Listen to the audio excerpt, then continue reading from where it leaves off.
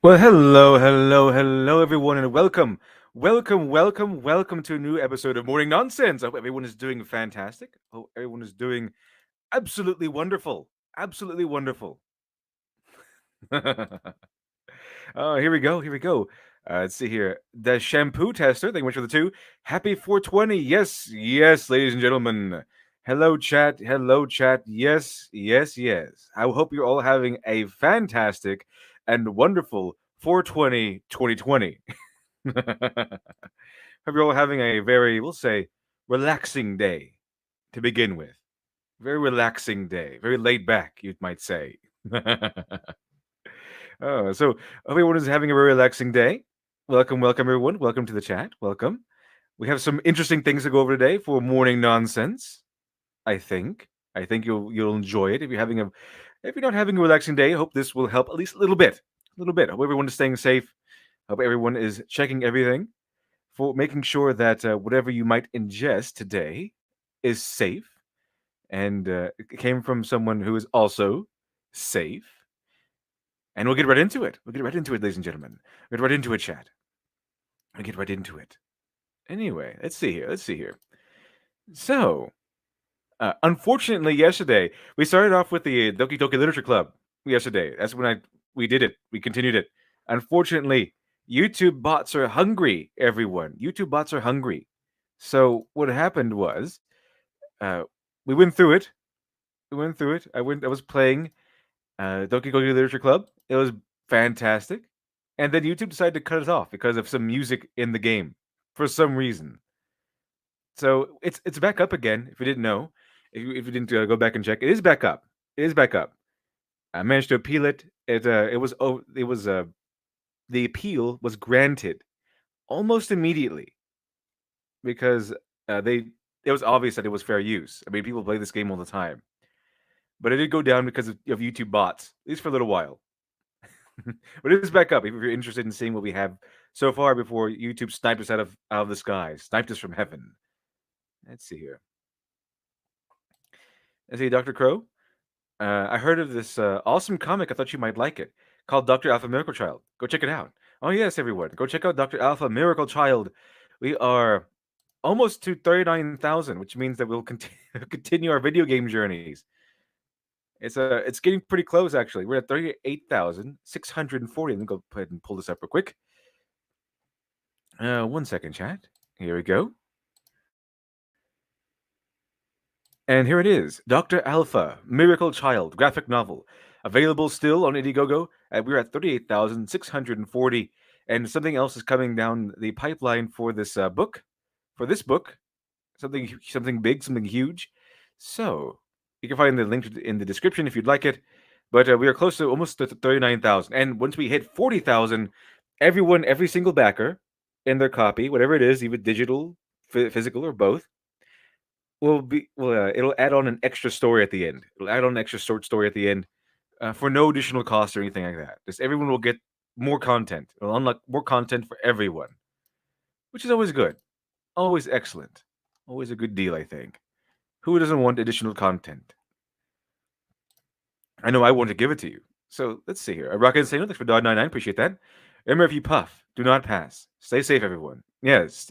Uh, try to not pass this time. As your teachers will, as the opposite of what your teachers will tell you, try not to pass. Try not to pass. Let's see here. Girodine, if only people could live without some kind of pickup drug because they are too weak-willed to live in reality. Make me sick so many people waste money on weed and other drugs. Well, you can go overboard with some things. It's fine every once in a while to indulge yourself if you want to. So it's no problem there. Like you don't go too overboard. After all, too much of anything is bad for you. Which is why morning nonsense doesn't go for on forever. It's just in the morning. Let's see here. Let's see here.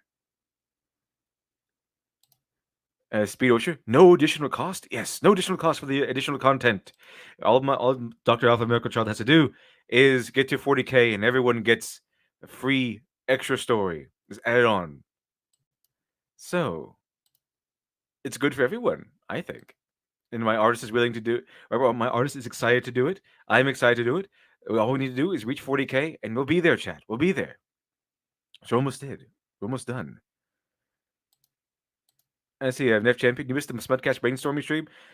Yeah, I did. They told me that as we're going to start this brainstorming stream in our chat, and I said, "Uh-oh, well, I might be a little late because I'm doing a Doki Doki Literature Club." But I did catch up with them after their stream ended, so I joined their voice chat after the stream ended. We went over the stuff that they went over, so I'm all caught up on everything, mostly. But the brainstorming continues on Smudcast chat. Brainstorming continues. It will continue. Let's see here. Anyway.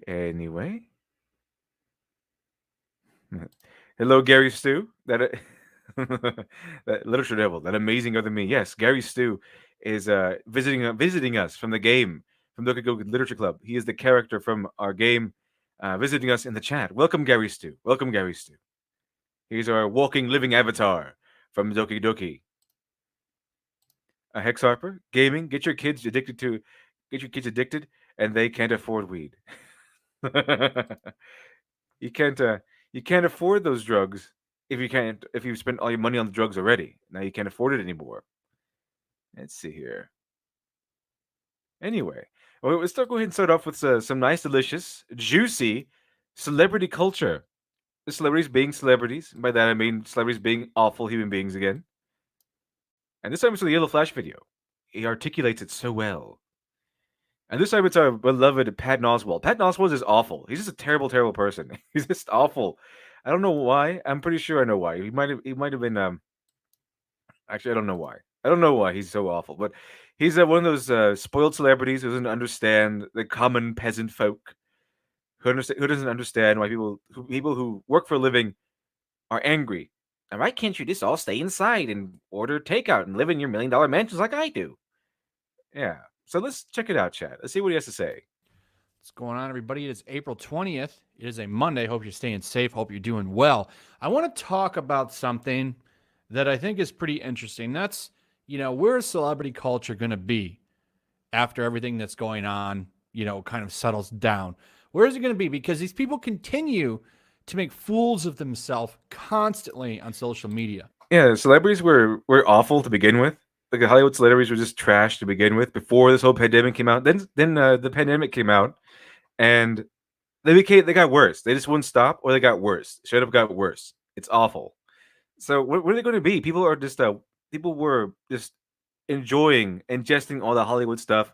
They were enjoying ingesting all the stuff from mainstream media, and then the pandemic happened, and then suddenly they find themselves disconnected from that, and they're kind of waking up. It's kind of like the mainstream media was layering us with a hypnotic, nonstop, this smorgasbord of new content, and a lot of people just became sort of hypnotized by it all, and so they said, "Well, this is great. Everything is great. Everything is wonderful," and now we just kind of have disconnected ourselves from it, and we kind of weaning people are being weaned from this, and they might be waking up to how awful these celebrities are because now we're not watching these new movies. We're just seeing the celebrities who act in them, and they're acting terrible, and they don't understand how come people can with millions of dollars. I mean, how come people who don't have millions of dollars just be complaining? Can't you just wish in your own mansions? Let's see here. Rock and Sailix for $1.99. He hasn't been the same since his wife died, to be fair. Yeah, he hasn't. He used to be, but just because, just like so many other celebrities out there, Pat Oswalt used to be funny, and then the election happened, and then they stopped being funny. I don't know what happened. They got deranged for some reason. I think it's called TDS. They got Trump derangement, and suddenly they traded in their humor for virtue signaling. Same has happened for so many other authors too. All these other authors who got so obsessed with politics are so obsessed with the current president or administration suddenly went from being adequate to good authors to being trash, and then filling their books with politics and anger and hatred and just a smorgasbord of bitterness. I don't know why, but became a detriment to everything they wrote. The two big things that everyone likes to talk about is, of course, when they all did the big Imagine thing, or Madonna in her rose petal bath. You get a lot of celebrities talking. I don't know about the rose petal bath, but I do remember the Imagine thing. It was imagine if there's no heaven to people who might be dying from pandemic. Imagine if this is the wrong song to sing, especially coming from a group of people who lecture you on your privilege, and these people are the most privileged people on the face of the earth, and they are all fine or all doing well. Even if they got sick, they could afford the best care available, and so they're saying, imagine if there's no heaven to people who might be dying and unable to afford the best care available. So I think the term used was out of touch, at the kindest. Talking about how hard their life is right now in their humongous compounds, showing off all of their big toys and stuff. And it's like, this isn't the norm for most people right now. Most people are hurting and struggling right now. And that's a fact. This isn't an easy time for a lot of people. Not being able to work is a big deal.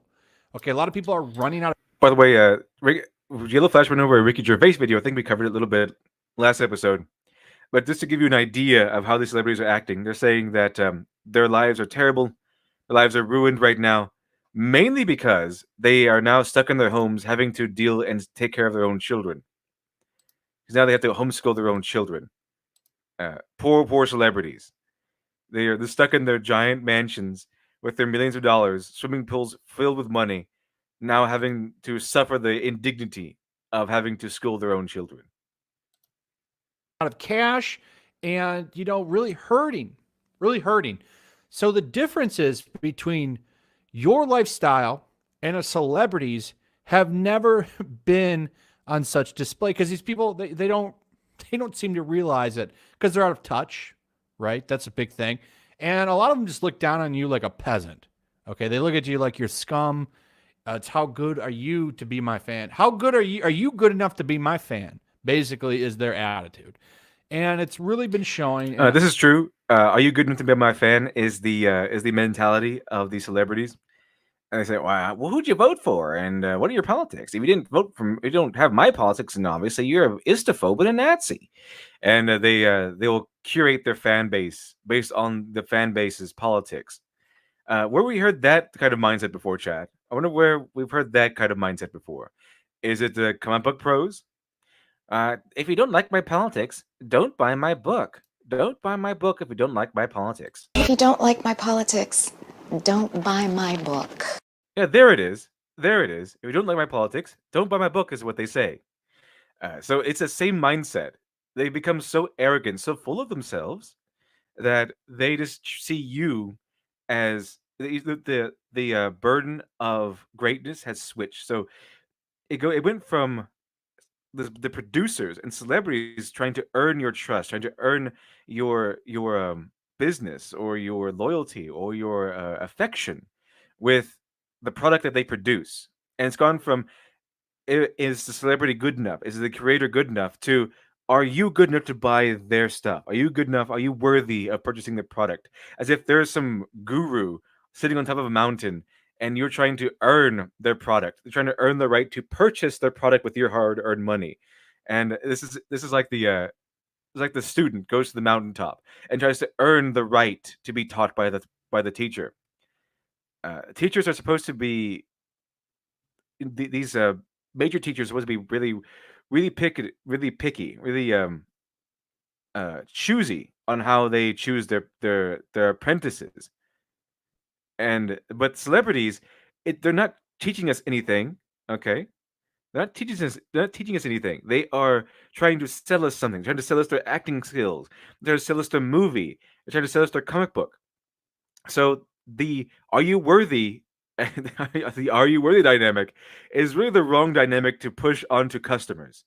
Okay, people who want to be your customers, people who want them to spend their money on your product, on your movie, on your comic book. People who you want to follow your next project also.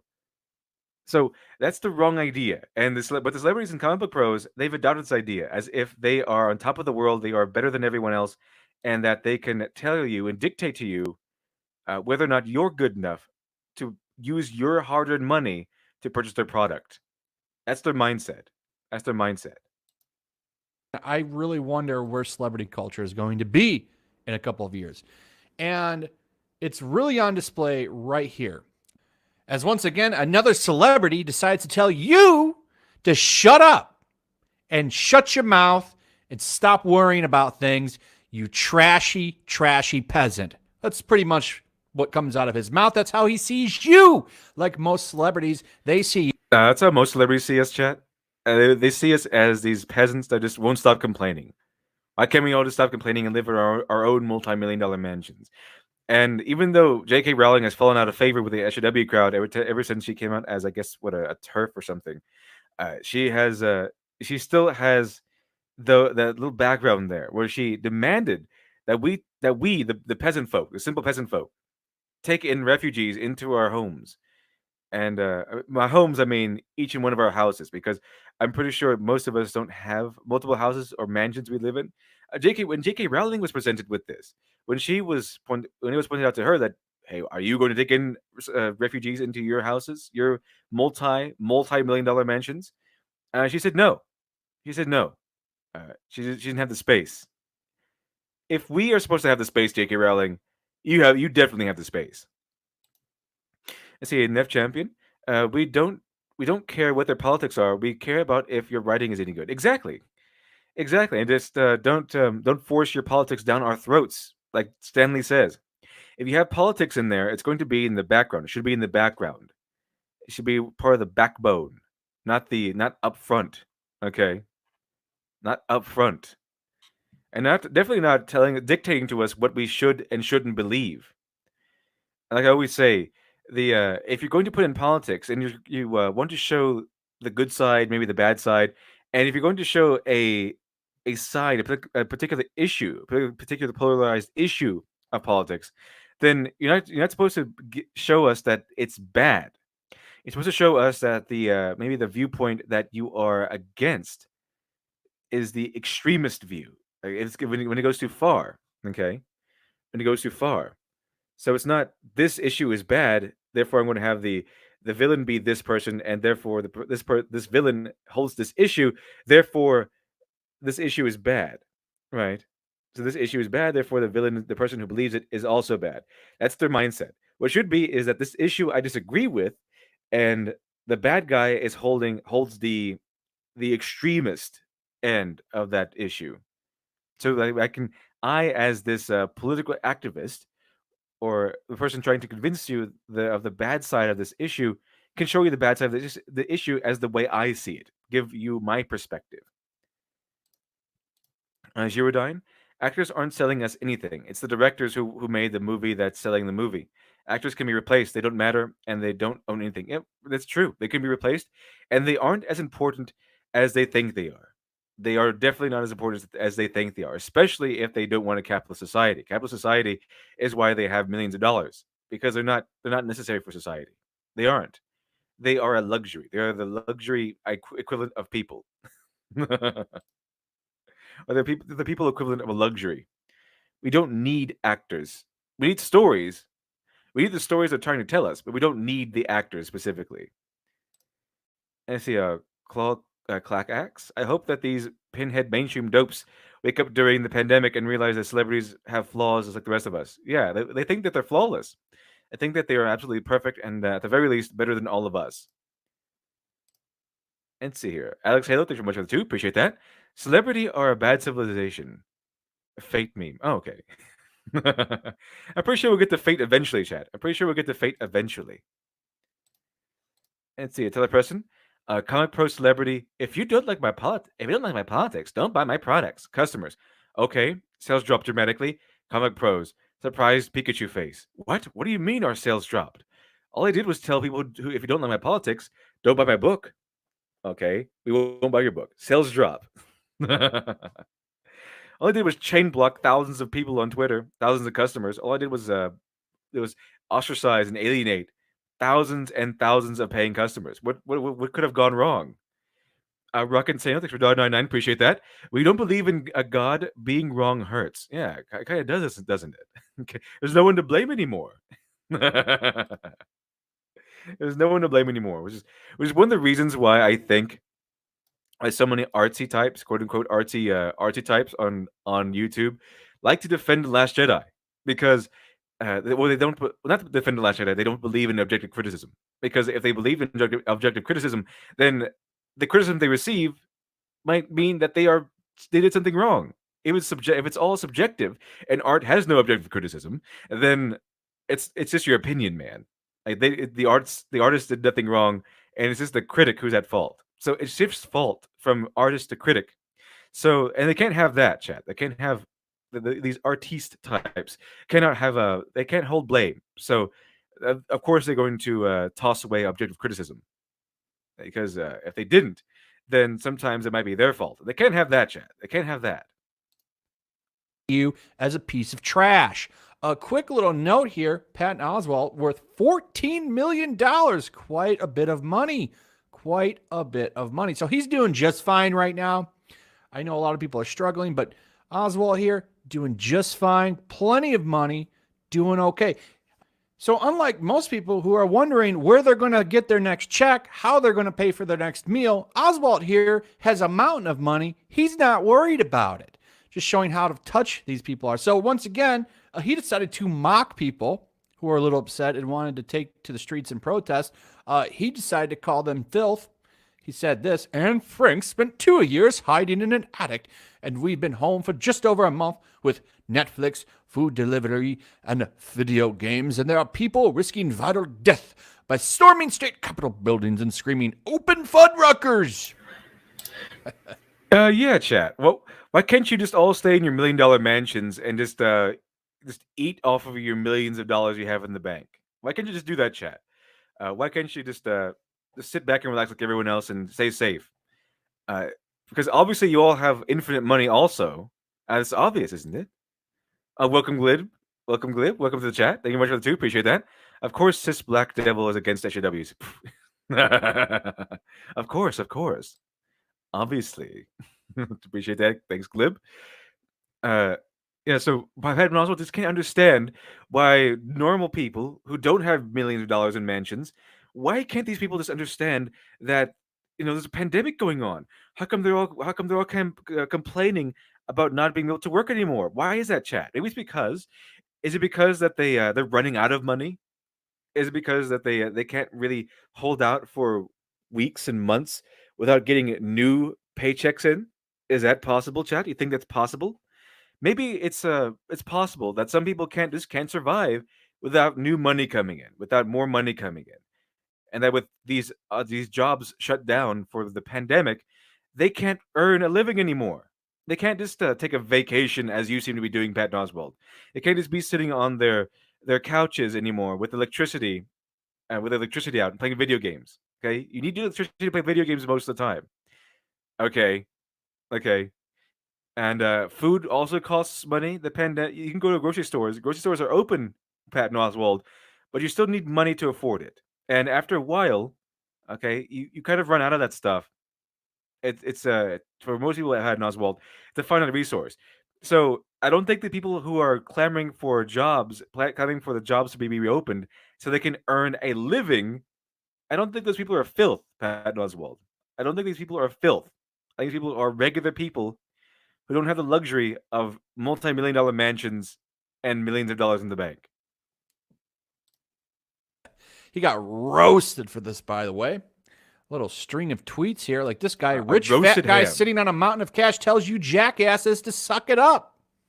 Thought that was actually very perfectly worded because that's how they see you. Get him under the ribs. The ribs. Fantastic. Hope they get all the stuff that all the people that roasted Patton Oswalt for this. You as jackasses, idiots, trash, garbage humans. That's how Patton Oswalt sees you. That's how celebrities see you. They wouldn't want to be around you, and I guarantee you that most of them, if they shake your hand or meet you in public, probably wash their hands quickly with sanitizer as well because they see you as less than human. They don't see you as a real person. To them, you are garbage, and you don't deserve to even be in their presence. Insulated Hollywood bubble dweller with zero awareness of what goes on in the real world where working men and women don't get swag bags for waking up in the morning. This really hitting him hard. Awesome. He deserves it. See, Patton Oswalt, they always go back to Nazis, chat. I don't know why. That's the only thing they know how to do. It's always Nazis, Nazi this, Nazi that. Patton Oswalt, Anne Frank spent 2 years hiding in an attic, and we've been home for just, over a month with Netflix, food delivery, and video games. And here are people making a viral death. Let's see here. Risking vital death by storming state capitol buildings and screaming open Fuddruckers. Well, not everyone has video games, okay? Not everyone has food and Netflix. Believe it or not, Patton Oswalt, not everyone has Netflix, okay? Some people can't afford it. Some people couldn't afford Netflix before the pandemic came out.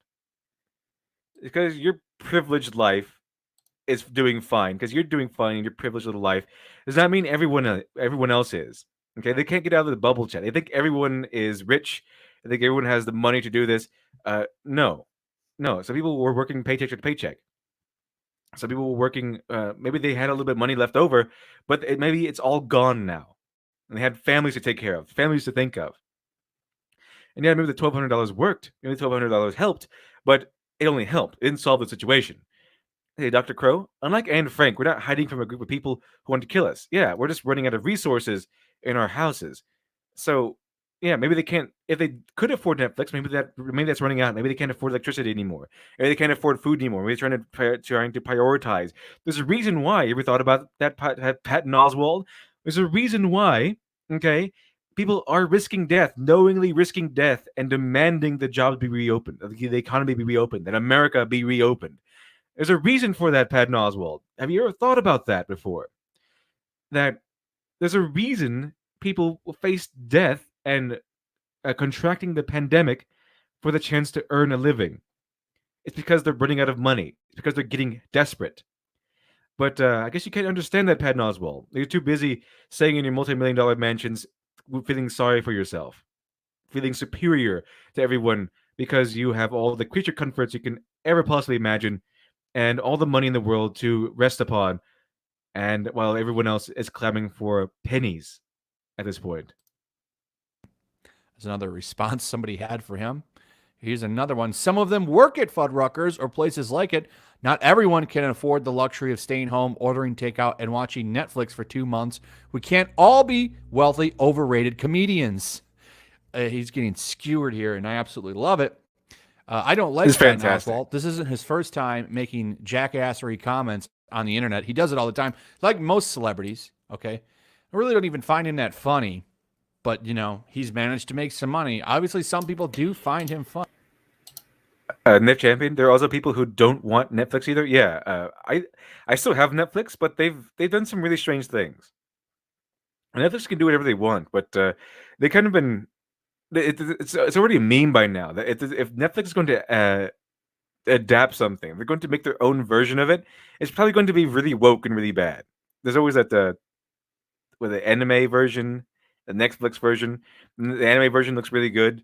The live action version looks worse, and Netflix version looks all woke and everything. But yeah, the worst version, the worst item example on Netflix was Sabrina, as far as I've seen so far, where it started off with a nice, the interesting, little darker but interesting story about a witch.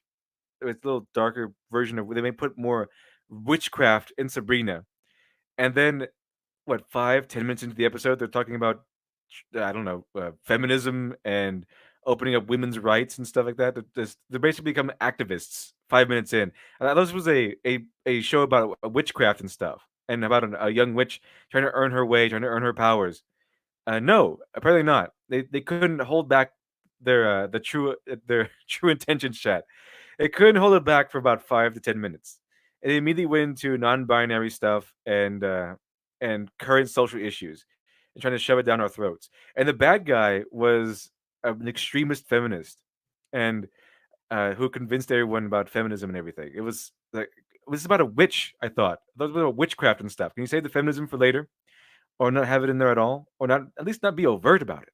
Just be overt. And it was just so overt. It was so overwhelming. I just couldn't watch it anymore. It was so smug. The smugness was just dripping over my screen. I had to wipe down my television set. Chat to wipe it down because the smugness has got all over the place. It's got all over the place. Glib, Sabrina, feminism is magic. It certainly was in Sabrina. I'm pretty sure that's how you cast spells. You just have enough feminism, like power levels in Dragon Ball Z, or mana in a video game. The more feminism you have, the more you can cast. Let's see here. Neil, Death Note, never forget how garbage that adaptation is. Oh yeah, we'll never forget that one. And they're going to make a sequel. I hear. I think they're going to make a sequel of that one. Let's see here.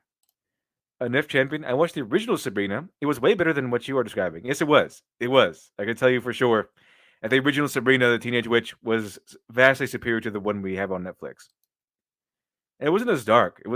They put in the Satanism back in witchcraft for this Sabrina. So that's why it's a lot darker and a little bit more, I guess, true to life or something. Let's see here. Rocket Sailings for $1.99. Appreciate that. I wonder if it's the writers or the corporate executives. I have no idea. Usually it could be a mixture of both, I suppose. But it might be the writers being arrogant, or it might be the execs saying, "Hey, we need to do this to appeal to the kids. All the kids are in the woke stuff, despite all the evidence to the contrary." Let's see, Nathan Break. Thank you much for the 2. Hey, people. Seth here. Appreciate that. Let's see here. Noble Commando. If you want a good show about witches, watch Little Witch Academia. The main character, Akko, has to struggle to learn magic. Exactly. So Little Witch Academia is actually something I watch on Netflix. It's actually pretty good. Angel Sword, welcome to the chat. Welcome to the chat. Let's see here. Let's continue. Funny, but he just doesn't get it. Okay, what did we just happen the other day? What just happened the other day, right? We had Joaquin Phoenix out there saying that we need to release everybody from prison right now. Okay, well, now that's okay for him to say that. Well, he sits in his compound with gigantic walls and armed security. Oh, that's another one. Joaquin Phoenix is appealing to the governor, I think, of New York, to release all the prisoners so they don't get sick. So release all these criminals into the streets, into the populace, so they don't get sick. Okay, Chad? So saying if they're sick already, they don't want it to spread around the prison. They obviously can't do quarantine in prisons, I guess. They can't just do quarantines in prisons, and separate the non-sick criminals from the sick criminals. So this release them all, sick or non-sick, back into the populace and spread that disease around a little bit more. Brilliant, Joaquin Phoenix. Brilliant strategy. I see Alex Halo, thank you much for 5. Appreciate that. From Konosuba, Megumi's Japanese VA acts more normal than them, and her fetish is one to be and abused by shotas. That's interesting. That's kind of disturbing. But Megumi's Japanese VA acts more normal than them, and her fetish is wanting to be aroused or abused by shotas. Well, that's peculiar. It's peculiar. That's peculiar that she's more normal than they are. It's very strange, given those facts. Anyway, that's an okay statement for him. Yeah, it is an okay statement for him being locked up in his ivory tower. Also, I'm pretty sure Joaquin Phoenix might have gone a little crazy since he played the Joker. It could be. It could be. It still sounds like he's in his Joker mindset, which is pretty interesting if he's a method actor. And I want him to stay in this mindset for the next Joker film. But no, he should be listened to in this mindset. He shouldn't be listened to. Do not release all the prisoners back into the streets, especially if they're sick. Do not do that. Let's see here. Hex Harper, know a guy who works in NY prison, been getting hit so hard by the the cerveza virus. Fantastic. To say, because he's not worried about any repercussions of freeing every single prisoner. And he really doesn't care about any of the problems you, the common peasant, might face from freeing all of those people. Doesn't matter to Joaquin Phoenix. He got his little ass pats and virtue points. He's good, like Patton Oswalt here. Here's another person. The wealthy comedian would like you to know that he and Anne Frank are morally superior to the ignorant and tasteless peasants who want their jobs and businesses back. By the way, we can take a quick look and see what kind of lifestyle he's living. All we got to do is go to Google. At least this is what one of his homes did look like. I'm not sure if this is still where he's living, but I would imagine he's still living pretty close to this. Wow, it's a very nice big pool you got there, Pat. Let's see here. Fulcrum Shift. Joaquin Phoenix, great actor. A terrible person to go to for advice. I think that goes to all these celebrities, right? Like Ricky Gervais says in his speech at the Golden Globes, the Oscars, or whatever. Most of these people are not worthy of going to for advice. Okay, most of these people have less school than Greta Thunberg. Less schooling than Greta Thunberg, and they are most of them are just dumb, as he says. Most of them are not. They don't have. They're good actors, but not really good when it comes to actual life advice. Especially now that they've been rich for so long, they have no idea how anything works outside the little bubbles. So don't go to celebrities for important life advice. They're there for they're there for entertainment, not for. They're not gurus. Patton, seems like you might be just fine living in your big Hollywood home. Sounds like it's a little bit of an easier time for you. Plenty of cash, probably eating takeout every day. I mean, who's living like this? Most people aren't living like this. But Oswalt, he doesn't understand that. And this is the problem with a lot of these people, is they don't understand it. Let's see here. Gary Stu. Hello, Gary Stu. I want you to keep in mind that it's only U.S. actors that are like that. In Europe, actors do what they do best: teach children and entertain through TV. Yeah, No, I mean, I think it's because in the U.S. we have celebrity worship. People worship celebrities. They're obsessed with them. They treat them like walking, talking demigods here on Earth. It's interesting, but I think all the celebrity worship has really gotten into their heads, and their egos have been inflated continuously for years for these reasons. Let's see here. Our and Taylor for $9.99. Phoenix seems more genuine slash crazy than smug Patton. Yeah, I would agree with that. Phoenix seems more genuine and crazy, and Patton just seems smug. Patton is, Patton Oswalt just seems smug. Patton Oswalt seems like he's the regular run the mill Hollywood celebrity, is smug and full of himself. Joaquin Phoenix just seems a little bit legitimately crazy, which is why he was able to play the Joker so well. It could be that one. Alex Halo, thank you for too. Appreciate that. I mean, she said verbally abused by Shota's by bad. She meant she said verbally abused by Shota's by bad. Okay. Criminal Imagination, thank you for the 5. When the apocalypse causes anarchy, people will know whose houses to raid. Yeah, because they're the biggest ones. I think when when the anarchy arrives at the doorstep of these celebrities, I think they'll be the first to know. I think they'll be the first to know because they have the largest houses, and that means they're the biggest targets for when they want when this is the society they want to arrive, the anarchy society, the social society. When that society arrives, they'll be the first to know because the people who want those societies will be the first to be knocking on the door with their hands out, waiting for them to give them everything they own. Let's see here. That's why they're so out of touch, and it's getting exposed all the time. The only two celebrities I've seen that I like are Ryan Reynolds and Ricky Gervais, who are just kind of acting down to earth and normal, especially Ricky, who's been roasting these stupid celebrities. He had another take on this. I did a video on it the other day where he just told him to shut up. Like, stop. What are you doing? Because, he knows, I'm sure, that this is hurting him too, because he's a celebrity, but he seems like a more chill one, a more down to earth one, and he seems to understand common people.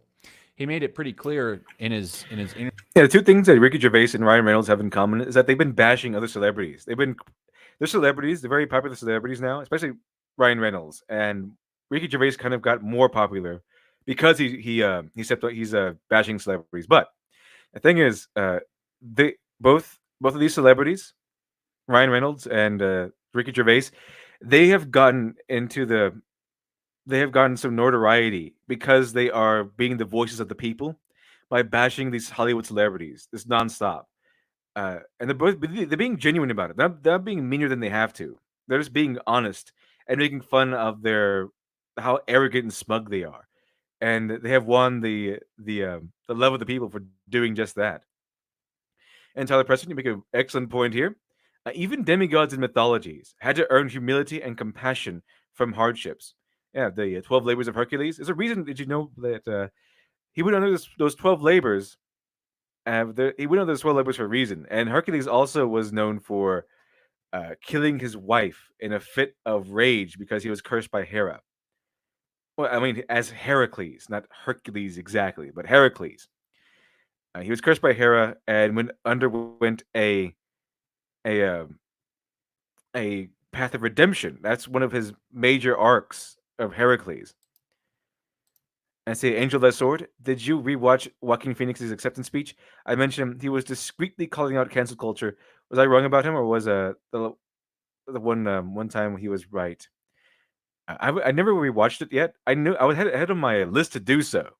I remember you mentioning it, but I haven't had a chance to rewatch it yet, unfortunately. But Joaquin Phoenix seems.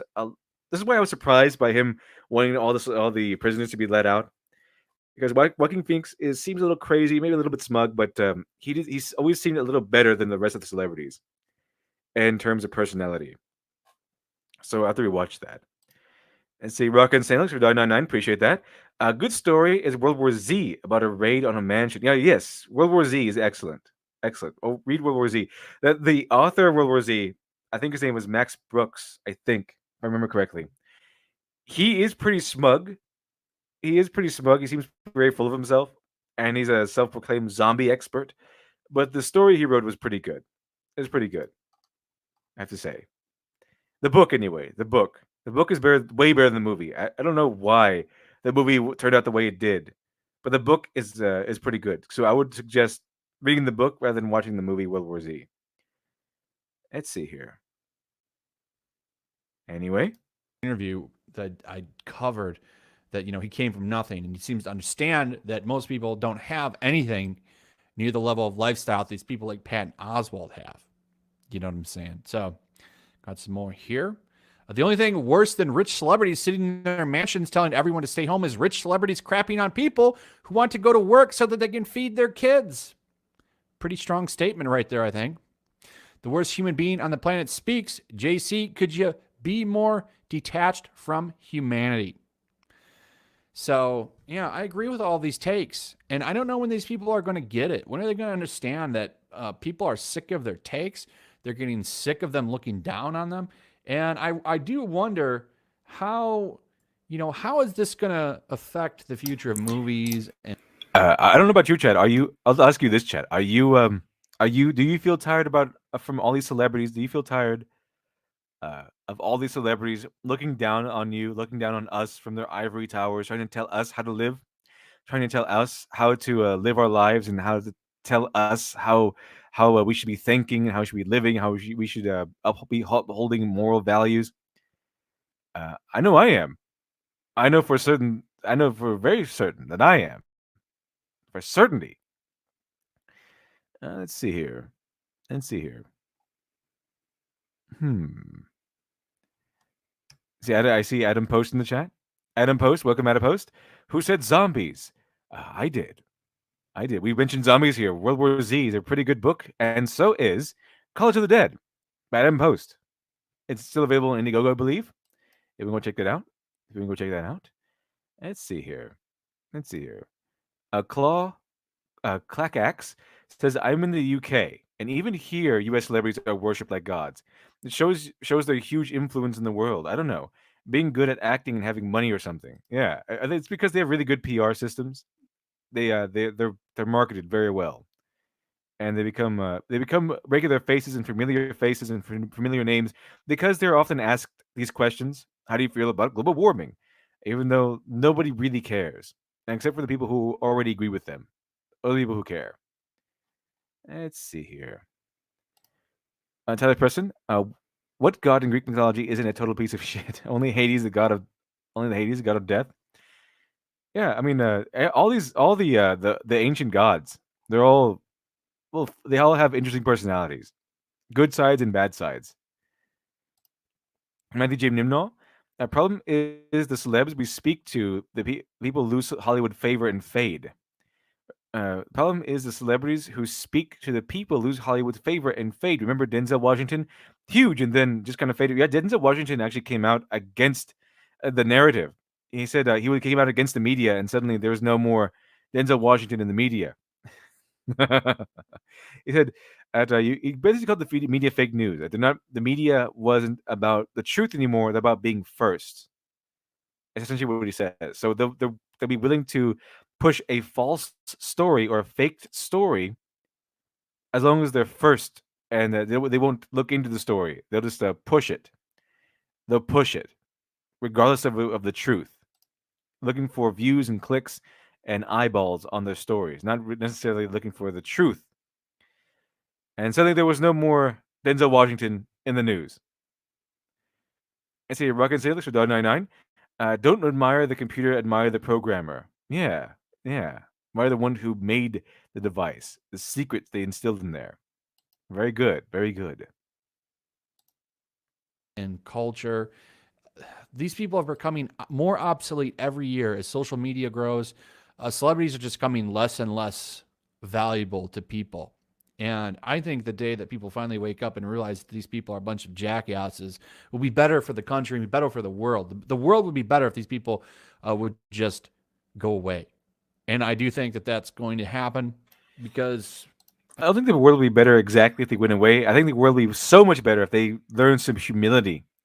If they popped the little bubble they're always living in and actually remembered or learned, at the very least, what it's like to be normal, what's like to be without millions of dollars and $1 million mansion, what's like to be worried month to month or maybe even week to week about your paycheck, and how you can't actually. Not everyone in the world has the money to just stay inside all day and watch Netflix and order takeout. Okay, you know why you can order takeout? Because those takeout guys, they need money and they're working. Okay, unless you went out and got takeout, then it wouldn't be takeout, Patton Oswald. Then you had someone deliver it, didn't you? You probably had someone deliver it, and these people are working, risking their lives, which you aren't complaining about them because they're serving you.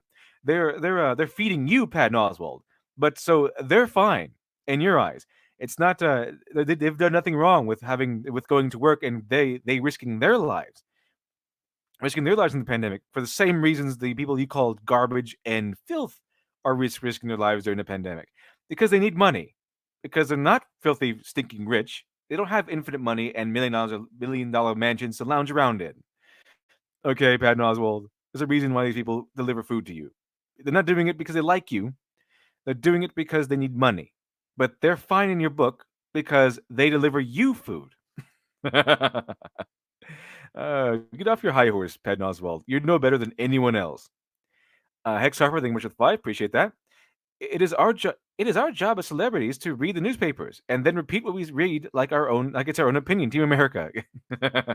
Team America is a very old movie, relatively speaking, but the truth that they speak in that movie is spot on. It's just spot on all the way. Thank you very much, Hex Harbor. Appreciate that. Read it again because it's so fantastic. And it is our job as celebrities to read the newspapers and then repeat what we read like it's our own opinion. Because that's what they do, chat. They're liars. Celebrities are professional liars. That's literally their job. They lie to you for a living. They are not the people that they play on the screen. They're not the people they play in front of the cameras. Their job is to lie to you convincingly on screen, and the best liar gets paid the most. Okay, the best liar gets paid the most, and the best liar gets the most fame and fortune. Okay, the better they can lie to you on screen, the richer they'll become. That's the job of celebrity. It's also the job of the politician. But the more pertinent point is, it's also the job of a celebrity. Rock and Salem for $1.99, appreciate that. And they ask us to donate money. What BS is that? Yeah, they want you to donate money, chat. They want you to donate money to them. Even though they want you to be good. They want you to donate money because then they'll morally browbeat you into donating money, and they'll say, I've donated $100 or something like that. We don't. They have money to donate, chat. They have money to donate. So many people that they want to donate don't have that. They don't have that. Let's see here. But thank you much, Rock and Saino. Appreciate that. Sketch Therapy. Welcome to the chat. Sketch Therapy. Network is another movie that has a subject matter that has aged well. Still a great watch. I'm mad as hell. I'm not going to take it anymore. Now, if that's the message, I'm not as hell. I'm not going to take it anymore. It's essentially the attitude of everyone who's against the mainstream media, from Comicsgate to the Fandom Menace. As Doomcut likes to say, stay angry, my friends. Yeah. So if that's the message, you're spot on there, Sketch Therapy. Spot on there. I mean, we just don't really need them. Like I said, the age of the celebrity is over in movies. Movies don't draw money on who stars in them anymore. That's a big thing. That's a big thing. So your time's up, Patton Oswalt. People don't need you anymore. You need. One good thing that seems to be occurring right now is the celebrities are kind of waking up. There's no more.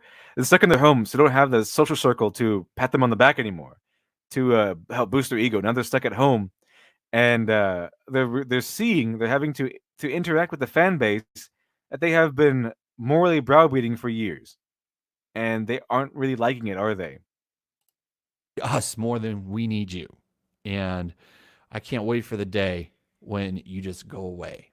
Yeah, they need us, chat. Always remember that. Comic book pros, from comic book pros to actors in the Hollywood, they need us more than we will ever need them. Okay, we have tons and mountains of media. We don't need them. We don't need them. They need us, chat. If they want to continue living in their multi-million-dollar mansions, swimming in their pools filled with $100 bills. They need us to like them. They need us to go and watch their movies and visit their restaurants and buy their products. They need us, chat. But they've been alienating us in their ego, and they've cut us off. They've alienated us, chat. They say, "Don't like my politics, don't buy my book," and we have followed suit because we are not slaves, chat. We have chosen because we're free people. A man chooses, a slave obeys, and we are not slaves. We can choose to not support them. They've asked us to not support them if we don't like their attitude, and so we don't. It's fantastic because I like seeing them. I like seeing them as they wake up to this fact. Criminal Imagination, thank you much for two. Appreciate that. If only animated movie makers realize that fact. If only, chat. If only. Thank you very much, Criminal Imagination. Appreciate that. Let's see here. Gary Stu. Well, some animated movie makers realize that, but they are all from Japan and anime industry. Yeah, because the anime industry in Japan, they're in this because they know what they're doing. They have a goal, and that's to make the best product they can, not to push politics. And that's why everyone is kind of running towards anime and manga, which is fine. But I like my Western, I like my Western media the way it was. I want my Western media to come back. I want a resurgence of it. Let's see here. Anyway, guys, that's pretty much it. Let me know what your thoughts are on this. What do you think about this? How does it make you feel when someone like this decides to say you're a piece of trash, you need to shut up and sit at home, don't worry about your money, don't worry about feeding your family? What are your thoughts on that? I'd like to hear it. Also, if you would, throw a like up. Yeah, the biggest crime apparently these days in Patton Oswalt's mind is trying to feed your family, wanting to work. I mean, if you do that, if you work, if you clamor for a job, and you're delivering to Patton Oswalt, you're fine. You're not filth. But if you're not delivering to his house, if you're not feeding his face, then you're filth. But if you decide to help him out, you're not. That's the mindset of these people, chat. It's the mindset of these people. If it helps them, it's fine. If it doesn't, this has nothing to do with them. It's not fine. It's not fine at all. They can't use you if they can't step on you to better themselves in the eyes of the media, then you're useless to them, according to their mindset.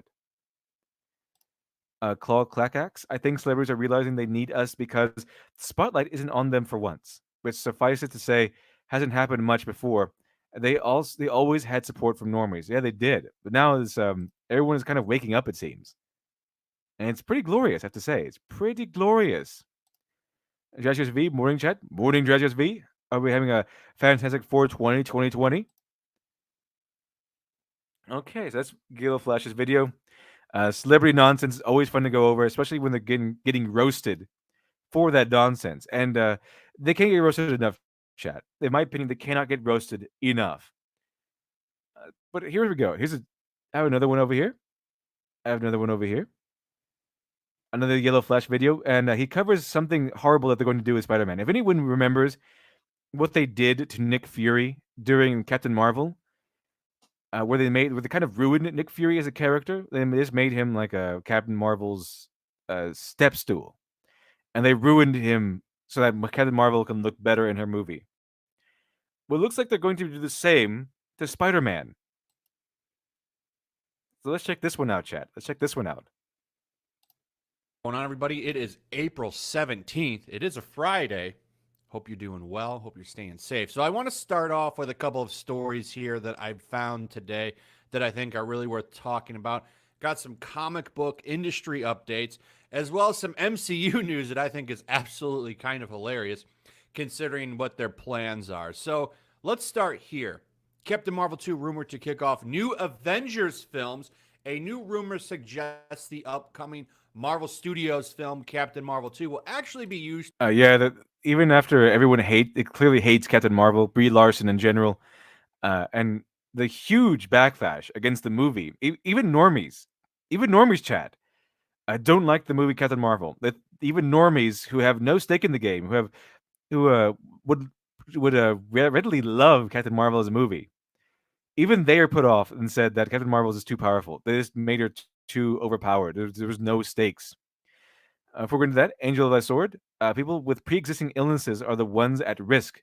Those 42 and under are more likely to suffer long-term illnesses from unemployment than COVID-19. We should still be working. Yeah, we should still be. I mean, people need to still make money. It's because as a pandemic doesn't mean that you can just go through this whole thing like it's a vacation. It's not a vacation, chat. It's a tragedy. It's a tragedy. As a springboard for new Avengers films. So this comes out of MCU Cosmic, where they said it's rumored that Captain Marvel 2 will be used to set up new Avengers films. The sequel will reportedly be akin to Captain America Civil War, a film that centered around Steve Rogers, also set up the events of Avengers Infinity War. What's more, the rumor goes on to say that Captain Marvel 2's director could end up directing New Avengers, much like Joe and Anthony Russo went from helming Civil War to Infinity War. In the comics, the New Avengers was a new iteration of Earth's mightiest heroes, featuring the likes of Captain America, Iron Man, Wolverine, Spider-Man, Luke Cage, Spider-Woman, and more. This team's roster would continue to evolve throughout the years, but the MCU version could always end up being very different, and it will end up being very different. So there's another piece to this news that I'm going to get to in a second, but I want to focus on this for a second. So this would make sense for them to do because remember Captain Marvel 1 was sandwiched between two Avengers films, which ended up making that movie very, very lucrative. As you remember, it made $1 billion. Now this would make going to see this film. That feeds into the narrative that Captain Marvel was a success. Everyone loved the film, but they did this in a very peculiar way. So they added in Captain Marvel it was a standalone movie. There was nothing to do with the trajectory of Endgame and Infinity War, but they had Infinity War, and they had Captain Marvel release, and then they had Endgame, which means that people went to go. A lot of people felt like they were obligated to go see Captain Marvel, so they could be filled in on everything that happened in Endgame. Wasn't the case. Was not the case. It's kind of like if you have a 3-pack of something, you can see what the first story is, what the last one is, but you can't really see what the middle one is. And what you do there is that you put the least desirable product in the middle, so that people will say, "Oh, look, this the first one is cool, the last one is cool. I want, if anything, I'll just buy this bundle for these two stories." And that's what they kind of did with Captain Marvel. They sandwiched Captain Marvel in between two major movies that were critical to the ongoing storyline. Captain Marvel was not. So they inflated the ticket sales by sandwiching it between two major releases. And so, and of course, all these Dasha defenders and all these people who really want these politically heavy movies to succeed, they always love that. They always love going to how much money something makes as a proof of success. Captain Marvel made a lot of money, therefore it was good. The Last Jedi made a lot of money, therefore it was good. And all your criticisms are null and void. And you're wrong to say that it's a bad movie because obviously it made a lot of money, therefore it's good. It's not the argument, chat. Because if that was the case, the McDonald's would be the height of fine dining. So it isn't. It makes a lot of money, but it isn't the height of fine dining.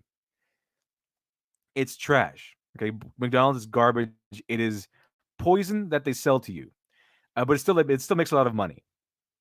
So just because it makes a lot of money doesn't mean it's good. Okay, Chad? It doesn't. Just because Captain Marvel made a lot of money doesn't mean that you can just take it and say it's good because it made a lot of money. I see Rocket say looks for $1.99. Remember, kids, hindsight will be 2020. Have fun. Oh, it sure will be. It sure will be. I'm pretty sure it will. Let's see here. A necessity. You couldn't skip this film. If you are really interested in the future of the MCU, what do they have to do? Well, they need to make this film viable. So what do? You make it some kind of Avengers tie-in. Spider-Man, I'm sure, is going to be in. In fact, we're going to get to that next. The problem, though, is Brie Larson. She's no Steve Rogers, and she's no Iron Man. Yeah, people don't like Captain Marvel. Most people didn't really take to Captain Marvel. A lot of people don't like Brie Larson, but even her co-stars, I don't think like Brie Larson. She has a huge ego, and so they hate her for it. But here's the thing: they had to pair Brie Larson with Nick Fury, a much more popular character in the MCU, because they knew I think she probably couldn't sell herself. And now you know who else is the most popular character in the MCU currently? It's Spider Man. It's Spider Man. He's the only one that's left that they're able to do things with, and is so popular they had several movies already. So he's already one of the most popular characters in the MCU. And who do they pair them him? Who do they pair him with? Captain Marvel. They pair Captain Marvel with Spider Man, and because they know Captain Marvel cannot stand on her own, she's too unlikable. So instead, just like they did with Nick Fury, this is how they sacrifice Nick Fury to the altar of Captain Marvel. They're going to sacrifice Spider-Man to the altar of Captain Marvel in hopes that to boost her lucrativeness, her fame, one more time, to just expand that bubble a little bit more. She does not have the charisma of Robert Downey Jr. or Chris Evans. And that's her biggest problem. And that's the biggest problem with making her the face of the MCU. This only makes that statement that Kevin Feige said a long time ago, that she was going to be the center stage piece of the film franchises. And that's a huge mistake. A huge mistake. She can't carry these films. She has the charisma of a plank of wood. And that's the problem with her. And it's going to backfire in their face, but there's It's actually pretty true. She has the charisma of a plank of wood. That's why everyone calls Captain Marvel Captain Plank. I know Mahler did. I think he called it Captain Plank or Captain Wood or something like that. She's a board. She's not a. She has the charisma of a brick wall. She's nothing. She's a blank slate. It's really strange what they're trying to push her when you had so many great actors and characters push the other or great other actors and characters to push the other movies. So you had Robert Downey Jr. be his charismatic Robert Downey Jr. self, playing a very charismatic Tony Stark, and then he has Steve Rogers play a very noble Captain America, and then you had Captain Marvel just be powerful, and that's it. It's her only thing. She's powerful, and she goes around breaking people's bones because they think she looks good. Let's see here. Okay. Hmm. Daniel Lindsay. Everyone loves Spider-Man because he is the most relatable character. That's why he sells. Yeah, he's a personality. He has a lot of humanity, which is why people can connect with Spider-Man a lot because he goes through a lot of things, and we get to see his humanity more and more and more because he goes through so many obstacles. Captain Marvel doesn't really. That's why people don't really like Mary Sue's because Mary Sue's don't show humanity. They don't really struggle. To struggle is human. They don't struggle, so we don't really see them as they don't see their humanity because they're not characters. They're just caricatures and stand-ins for whatever reason of whatever. It used to be the author stand-in, but nowadays it is like the political party stand-in. I see Hex Harbor thinking Witcher 2. Wrong. Plank from Ed and Eddie. Peak charisma. Yeah, Plank. Captain Marvel has less charisma than a literal plank of wood from Ed, and Eddie. That's that's the truth right there. Just go watch Plank from Ed, and Eddie and compare Plank to Captain Marvel. Huge difference. Huge difference, Chad. so hard-headed on this. I'm going to enjoy the content and the trash fire that it brings, but it's going to be really funny to watch. But this would make it a necessity to see the film, which is what they want. Now, what are their plans to fix her terrible charisma? Well, it would seem that let's just make Spider-Man a central figure in the film. Marvel Studios' New Avengers plans involve Spider-Man. Now, this would make sense for them to include Spider-Man for New Avengers, by the way. New Avengers, from what I remember, so Scarlet Witch, they had Avengers disassembled. That pretty much was the end of the Avengers. And then they brought the Avengers back with New Avengers. And I actually liked New Avengers because I liked the team. I mean, they had the most popular characters in the Marvel Comics universe on the team. Wolverine was on the team. Spider-Man was on the team. Captain America and so on and so on. It was a more This is a peculiar thing. So the Spider-Man is legitimately more popular, more lucrative, and more likable a character than the current iteration of Captain Marvel. But in their minds, it can't be Spider-Man who leads the charge into the new Avengers, even though he was a prodigy or a protege, I mean, of Tony Stark, the one who helped, if not start, but help lead the previous Avengers. You think, if anything, they could maybe fast forward a few years and have him lead the new Avengers because he's the most popular character right now in the MCU, or at least one of them they can actually use. But no, they go to, how can we do this next phase of the Marvel universe? I know. Let's pair Captain Marvel, the least popular character, with the most popular character and have her lead it. And we're going to pair her with the most popular character so that people will go see the movie. Instead of, just taking the most popular character and have him lead the Avengers. You think it'd be a little more interesting, a little more obvious than what they're trying to do, but I guess politics comes first. They have to have Captain Marvel be the face, even though they kind of ruined her character by making her way too powerful. You see the one servant of Satania? Mary Sue struggle to show their humanity. See, they struggle. They can't be Mary Sue. The self-fulfilling prophecy of Mary Sue. The only flaw they have is not having any flaws. Very good. gritty team. It was a more gritty street level hero team, and I liked that book. What's funny though is New Avengers ended up leading into Civil War, so we're literally kind of doing things backwards. But doing New Avengers makes sense.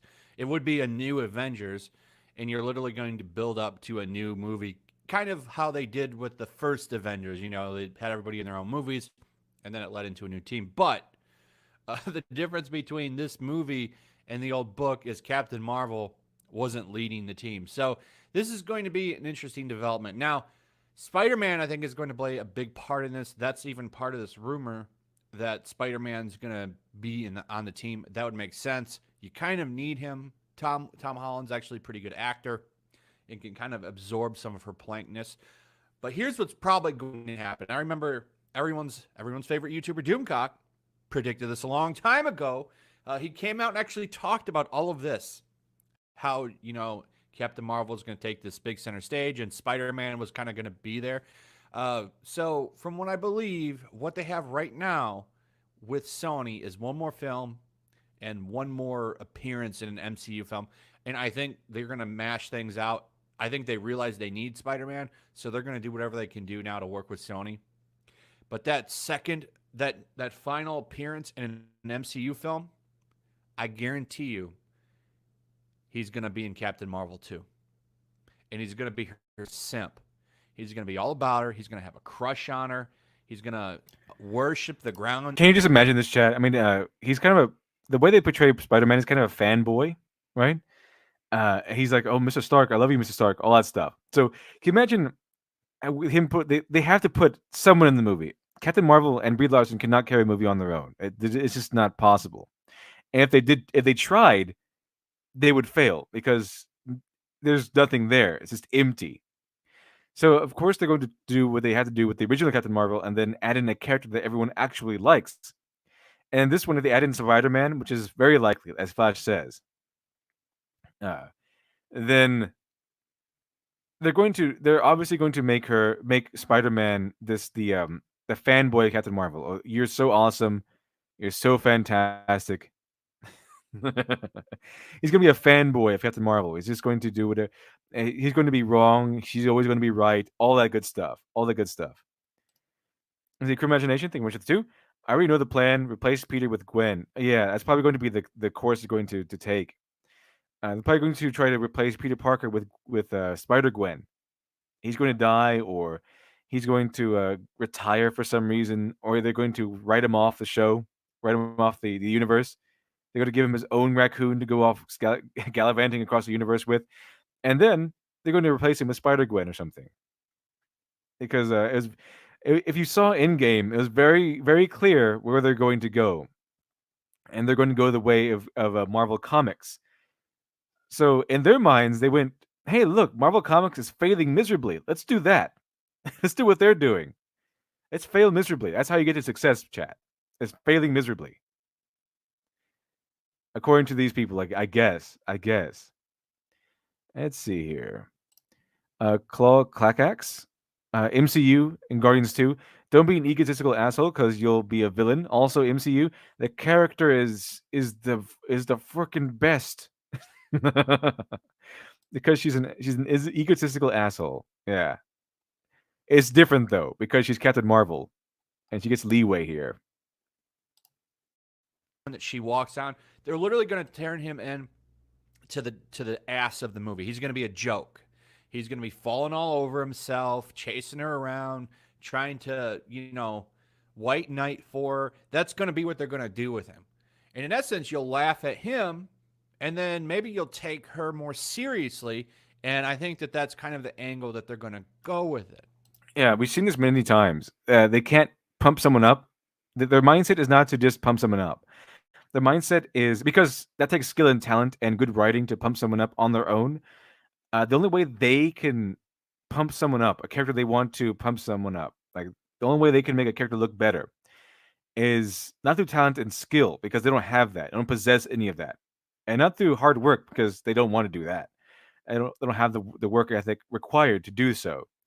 The only way they can make someone look better is by getting someone everyone else thinks is better, and then lowering them down to until they're below the person they want to uphold. You see this over and over and over and over again, because it's the only way they know how to do something. It's the only way they know how to make a character better is by making other characters worse, by stomping on them continuously until they've been hammered down and whittled down so much that the character they want to look good looks better by comparison. That way, Brie Larson can still sit there and be a plank of wood while you laugh at Spider-Man. So they're so doubled down on this Captain Marvel crap that they're going to simp out Spider-Man and turn him into a joke.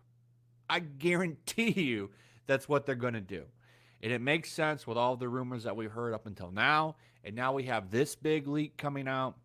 It makes too much sense.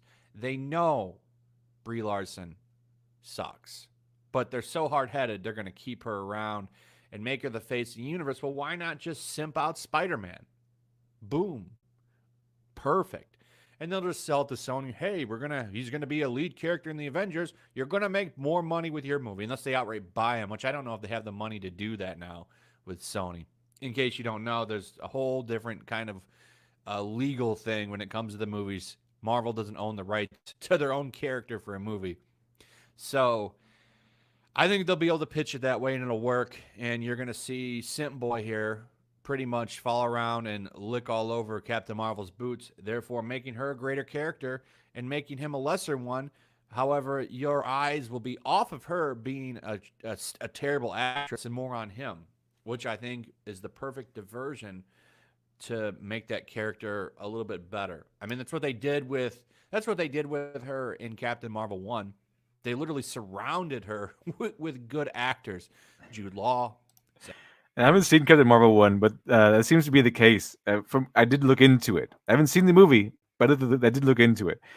And yeah, with Nick Fury, they had so many other characters and actors in there. So because she is Captain Marvel and Brie Larson, they are planks of wood.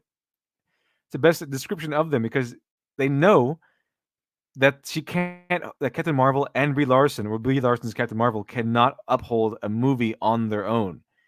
It's not going to happen. It's just not going to happen.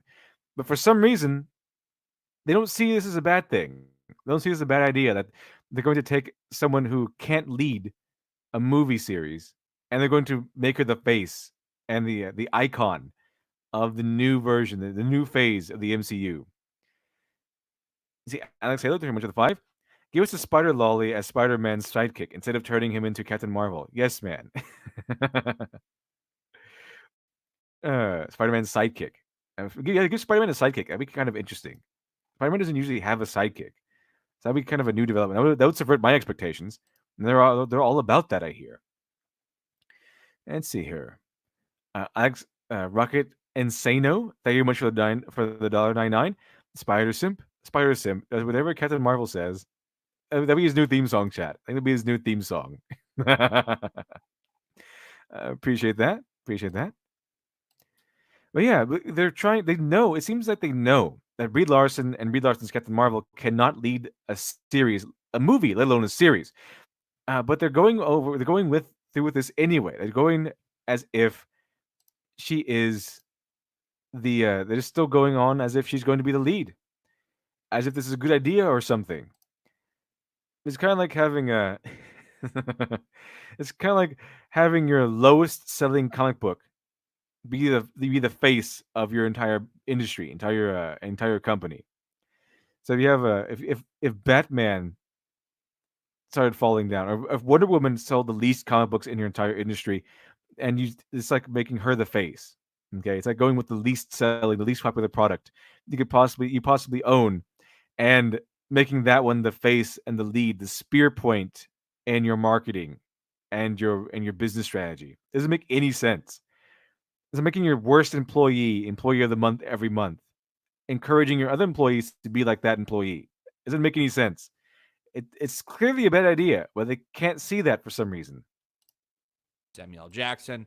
They did their best to make sure she was never alone in a scene. They all carried the movie for her.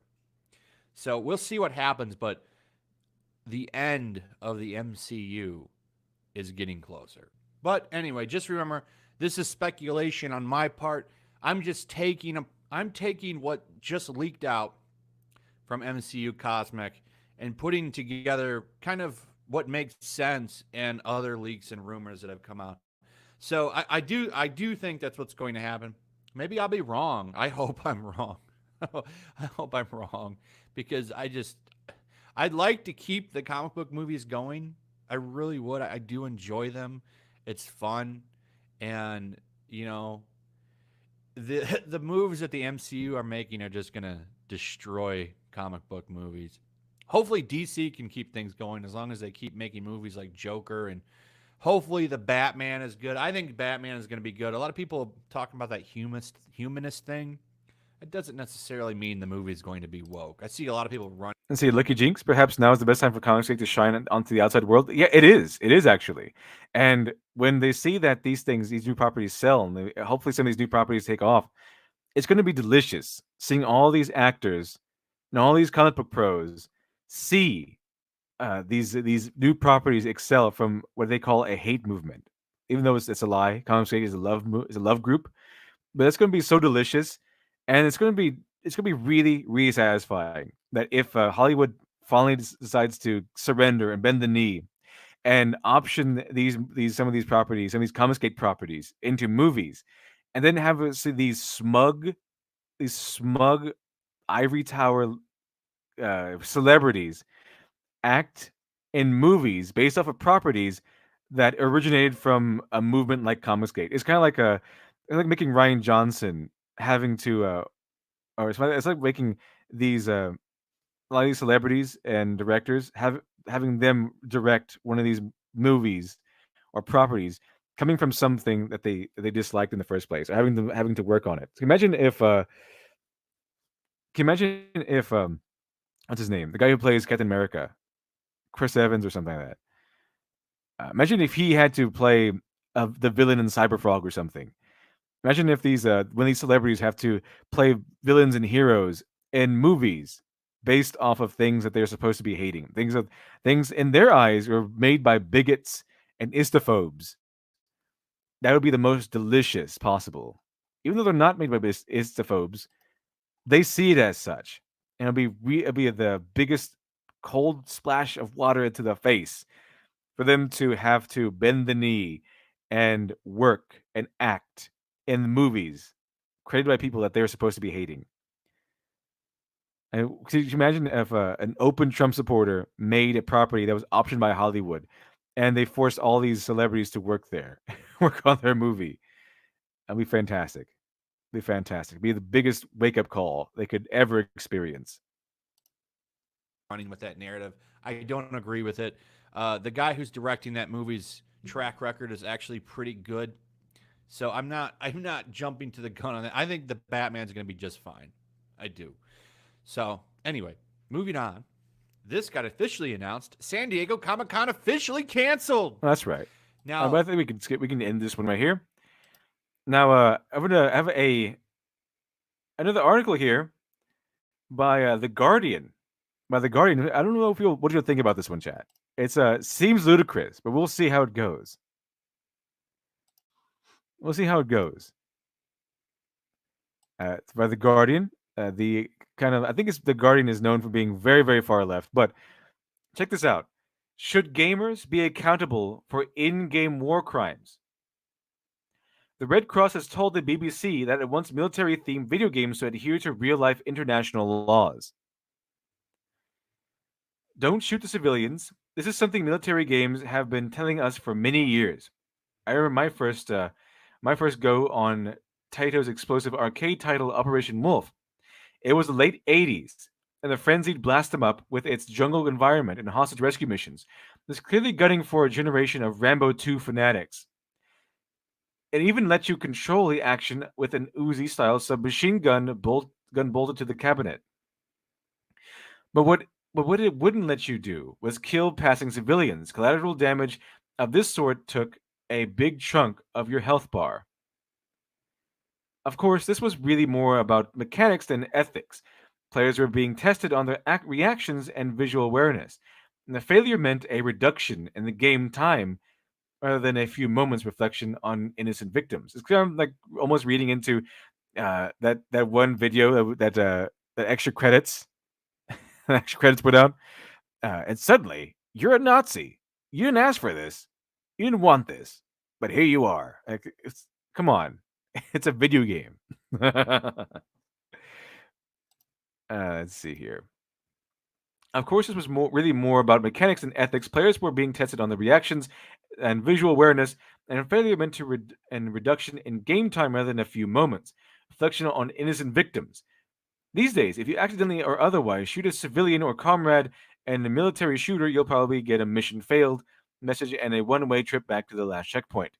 What you won't get is a military tribunal and dishonorable discharge. Well, then the game would be over, wouldn't it? Okay, I would just skip past that cinematic or whatever, and so we can begin again. No one wants to see this. No one wants to see this. Oops, let me see here.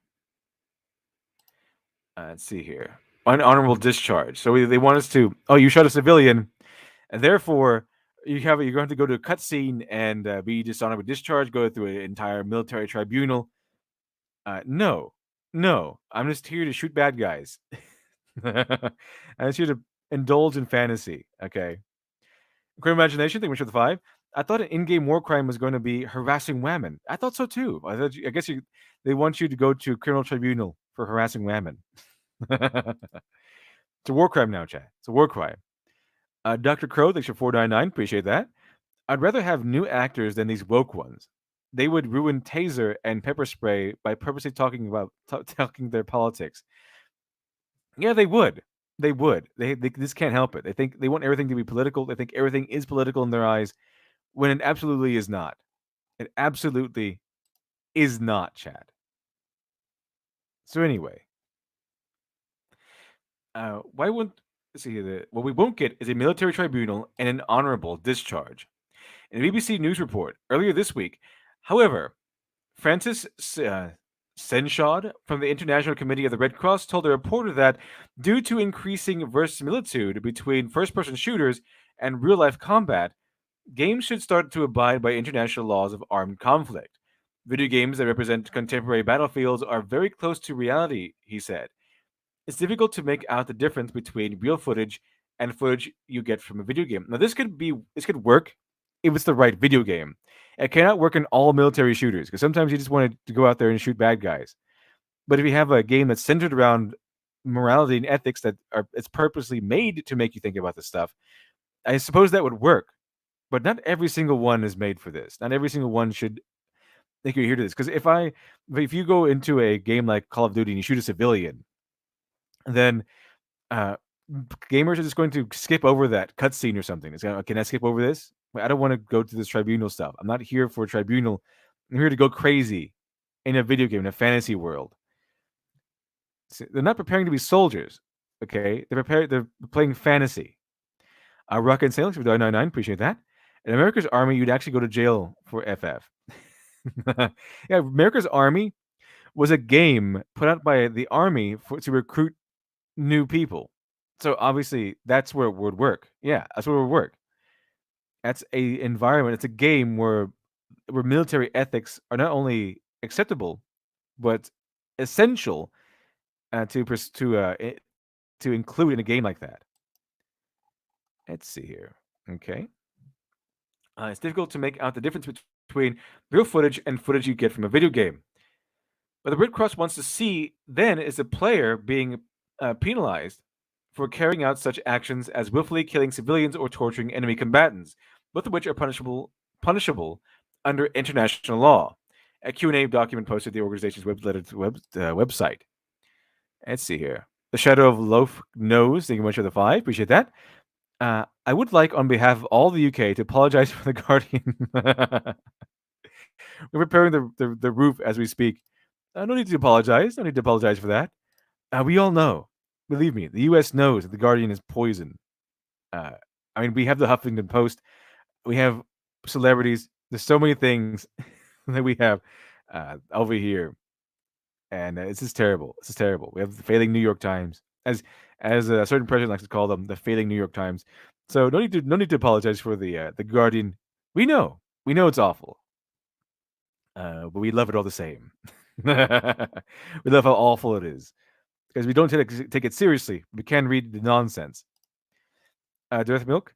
No one has ever been in combat or military thinks that FPSs are anything like what they do.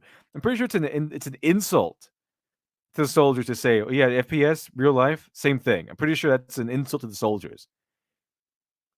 Let's see here. In a BBC news report earlier this week, however, Francis. Okay, I read that one. Footage you get from video games. Read, and see, the ICRC is suggesting that, as in real life, these games should include virtual consequences for people's actions and decisions.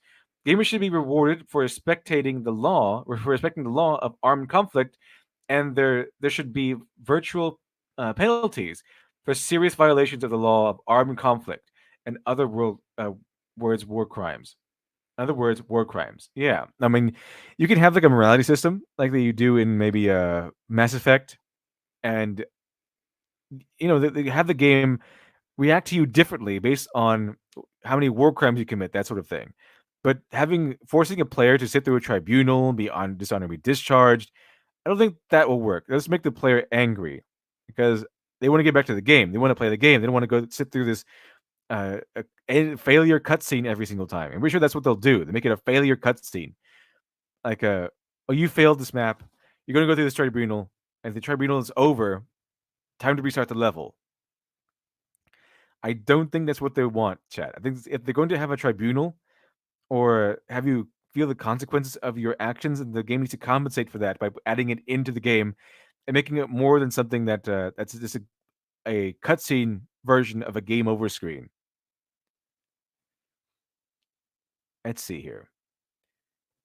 The ICRC suggestion that in real life, these gamers should be held accountable for war crimes. And importantly, it adds, our intention is not to spoil players' enjoyment by, for example, interrupting the game with pop-up messages listing legal provisions or lecturing gamers on law of armed conflict. You would like to see the law of armed conflict integrated into games so that players have a realistic experience and deal firsthand with dilemmas facing real combatants on real-life battlefields. Like I said, this will work in certain games, but not all of them. In fact, it probably won't work in most of them. If you want to play Call of Duty, you're going to need to lay off on the realism there. If you want to play Battlefield, Call of Duty, we don't go there for war crime tribunals. We go there to shoot things up and have military fun. It's playing war, like a lot of kids do. A lot of kids did before the advent of military shooters and things like that. See, the ICRC says it is now working directly with the developers of modern military simulations, and the BBC reports contains an interview of the Merrick. So they say we don't want to ruin games. We're going to, but they then say we're working close so we can ruin your games. You can't have any fun anymore. Okay, no more fun, gamers. Your fun time is over. Reports contains an interview with Merrick. It's like if your parents got involved. We're not trying to ruin the fun for our kids. We just want to make it a more safe environment. We want to teach them good morals. Yeah. Thanks, mom and dad. Thanks, mom and dad. With Merrick Spaniel of Bohemia Interactive, creator of the America Army series, who claims the studio's games will now be implementing the suggestions. Let's see here. Feasibility studied. The question is, how feasible are the ICRC's aims, and will players really take on board the lessons of the humanitarian law? Is it difficult to imagine a Call of Duty or Battlefield title in which shooting a civilian leads to a mission where the player is detained in the military prison for several months before being tried and sentenced? But then, if the consequences of legal operations are subsumed into the gameplay mechanics, i.e., shoot a civilian, fail mission, the player will usually read the instances in ludic terms. Within the action, civilians are not people who deserve humane treatment. They're walking fail states to avoid in a pursuit of success. That's true. See, they're addressing the exact concern I had. See, Hex Harper thing, which is too. And because we all want more realism in Time Crisis. Exactly. You shoot someone, you shoot someone who wasn't a bad guy in Time Crisis, right? Just a basic railgun shooter, or I think what was it, a railroad shooter, and then you should just stop the game immediately and be held accountable for your actions. Have it go through a tribunal, and then you can restart the level. That's what we want, chat. That's what we want. I'm sure. Let's see here. Furthermore, the ICRC statements make clear that this is not interested in other genres. It is concerning on combat games that depict and concentrate on contemporary battlefields. So, how can players be made accountable for their actions beyond simple gameplay devices? How do you move beyond the simple message? Mission failed. You have broken the international law and will spend the next 10 years in prison. Restart mission. Basically that's the essence of the whole thing, chat. They want to implement a morality system which could work in a game that's centered on the morality system and where you have more freedom, but it won't really work on a mission to mission gameplay like you get in Call of Duty, where it's just begin mission, run through mission, shoot all the bad guys, end mission, go on to the next one. I don't think it worked there, because then you accidentally shoot a civilian, you go through a military tribunal, I guess, and then you get thrown in prison, and then you can restart the game. Not really what I want to go through. Okay, so penalties that work because okay, it's immediately penalty. I shouldn't shoot civilians, because if I do, I'll lose time, I'll lose bullets or something like that, or I'll lose a score on my mission, because these civilians are not people, chat, and people playing these games are not going into the military, not learning military ethics from these games. They're just playing games. And see here, Criminal Imagination, thank you much for the 5. Appreciate that. Let's make games boring so no one plays them. I'm totally not paid by people who are paid by movie companies who are in direct competition with these games. Yeah. Let's make games really, really boring. We're not trying to make you have less fun playing these games. We're just going to make them more boring. And we're just going to make them more drawn out, and we're going to clutch our pearls a little bit tighter, make it more boring. Oh, that's the Guardian for you. That's the Guardian for you, chat. Anyway, let's see here. Fulcrum Shift. I want tribunals and jail time in my FPS games, just like I want liver and onion in my ice cream. Yeah, exactly. Just keep your moral pro clutching out of our video games, okay? We don't need them. Nor do we want them. Anyway, chat. Anyway, have you heard of the Troy Baker incident with the next Last of Us? If you like the first Last of Us, do not play this game. It's looking like it's going to be absolutely woke. First of all, they made Ellie a lesbian, or at least bisexual, because of course they did. Because she's tough, because she's a really tough female character. Of course, she can't be straight, right? Because these weirdos they see tough woman and they say, oh, she can't possibly be straight. So they made Ellie bi or gay or something like that. And furthermore, they made the bad guys not zombies or more bandits, but they made the bad guys a Christian cult. So let's check it out. Instead of reading the article, I'm going to have just some guy help us out with this one. And give us the intro. Not sure if that is actually a licensed song. Rarely a good sign when someone tells people to be open-minded about the sequel to a game damn near everybody loved. But that's what Troy Baker said in an interview with Fandom. Yeah, by the way, Troy Baker warned us that if you're going to play The Last of Us, you should probably keep an open mind. Keep an open mind, which is code for it's going to be woke. It's going to be telling you how to think, how to feel, and how you're a terrible person. If you subscribe to certain religion or certain political views, and you're an evil person, that's what it means, Chad. It means it's going to be woke to the max. But he's trying to soften the blow by saying keep an open mind if you play this. It's a warning, though, Chad. It's a warning. And Nif Champion, we play video games to distress and have fun, to get away from boredom. Exactly. But they don't want that for us. They don't want us to be able to get away, chat. They don't want us to be able to turn away from their politics and their lecturing, their endless lecturing. So they're just going to take all of your escapism, all of our escapism, and pump that with full of their politics too. Because they think that they are better than us, chat. I think that they are more moral and that, hey, you should why are you playing this horrible game? This game should be teaching you good morals. And the only good morals, according to them, is far left politics. There's no nuance anywhere for them. Rocket and Salix with R99, appreciate that. A common battle royale tactic is execute the wounded. Yeah, it is. It is, isn't it? We're like video games like what's it, PUBG?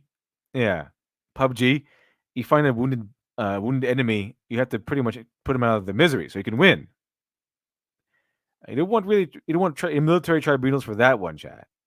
That'll get old really quickly.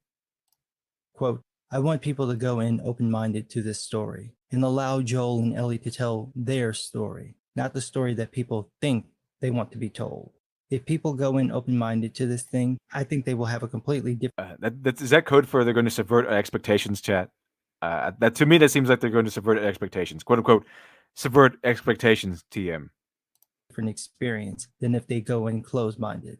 This interview comes after rumors spread on 4chan about the plot for the new game. Oh, I'm going in closed-minded, chat. I'm going in closed-minded. I'm going to shut my mind and lock it with the key on this one, chat. Lock it with a key. I don't want any of that poison leaking into me.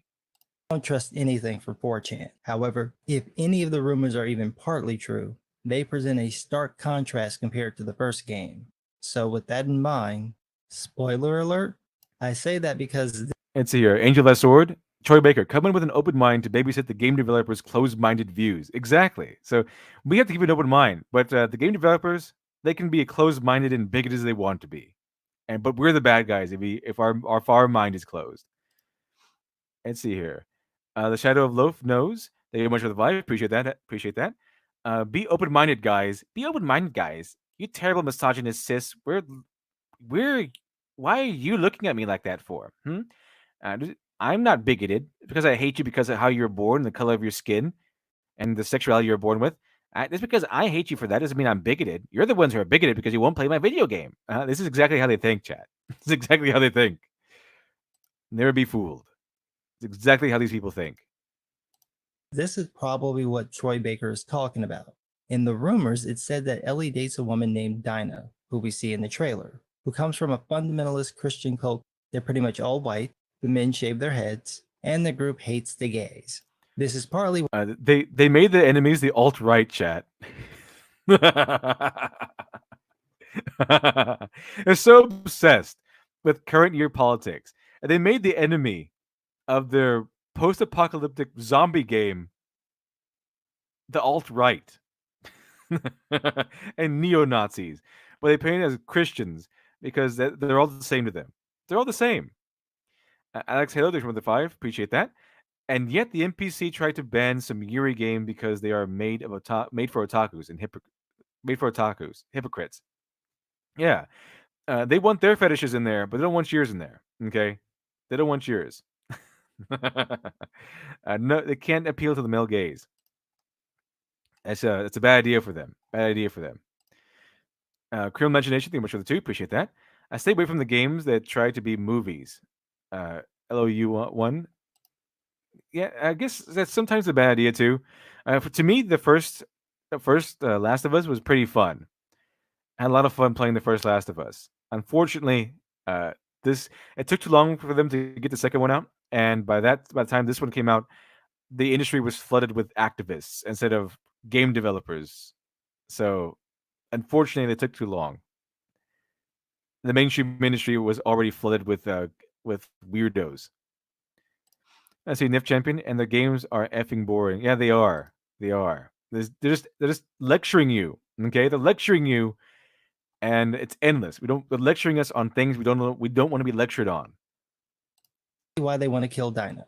That and she's an apostate, and so needs to be punished. So, according to this, the crux of the entire conflict is that they made Ellie gay for their own political reasons, and this is going to be why they're going to go after Ellie, because she's gay. Because the enemies are a homophobic Christian white supremacist cult. The enemy is the alt right. They can't leave the politics outside of the creations, can they, Chad? They just can't do it. They can't do it. They can't make these people like maybe the governor from The Walking Dead, maybe some well-meaning extremists or something. No, they can't do it. They have to make it the alt right, because that will last forever. Making using current politics, that will make it timeless, apparently. Ellie's journey then is not about finding a cure to the zombie virus turning folks into turf vaginas, but getting revenge for her murdered lover by getting every man she encounters killed along the way. First up, according to the rumors, would be Dinah's former boyfriend, see she's bisexual, Jesse. By the way, the rumors Okay, they made her bisexual then. Okay. So, and of course, ex-boyfriend. So, if she was involved with a man, of course that failed because men are evil. Men are just terrible, chat. Ruck and Sales for 499, appreciate that. An open mind is like a fortress with its gates unbarred and unguarded. Sador Akios, Bloodraven Librarian, praise the Emperor of Man. And that's pretty interesting. That's a pretty interesting way of looking at it, because yeah, you have an open mind. It's kind of like you raise the gates on your fortress, but doesn't mean it should always be open.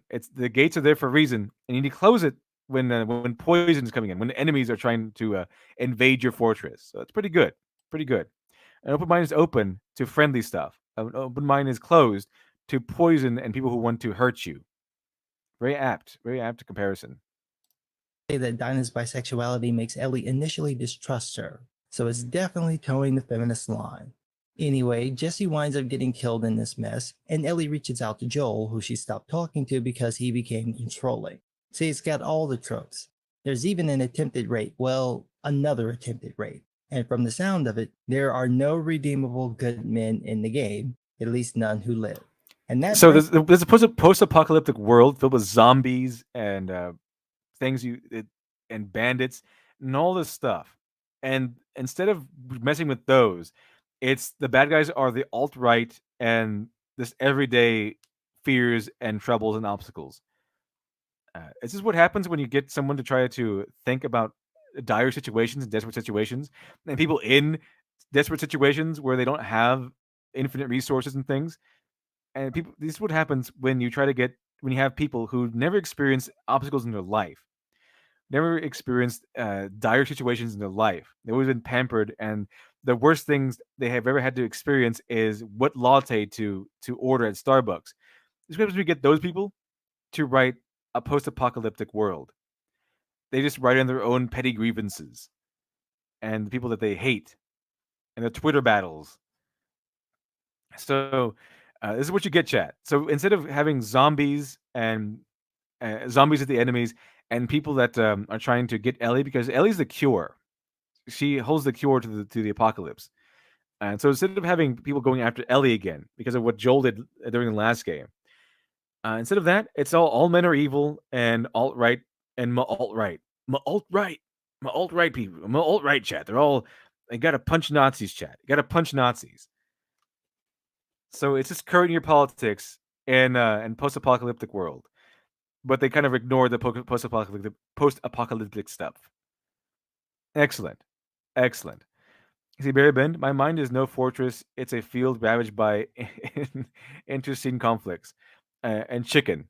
Some crazy Warhammer 40k TTS. Fantastic, fantastic. Brings us to Joel. Remember, I already warned you. He dies helping Ellie seek revenge. I suspected they would kill him off in this game, but if this is the plot, it's so ridiculous that I can't justify spending hours. So I guess Joel is out as the main protagonist. He's out. He was Ellie's guardian in the first one, but that's unacceptable in this one because that would mean that she needs a man, and you can't have a female protagonist in a game anymore or a movie anymore. Who needs a man? She has to need no man. She can't need no man. Okay, she needs no man. If she did, that means she's weak, and you can't. That's unacceptable. That's unacceptable. Can't have that. So you have to kill off good old Joel, who did all the sacrificing in the first game.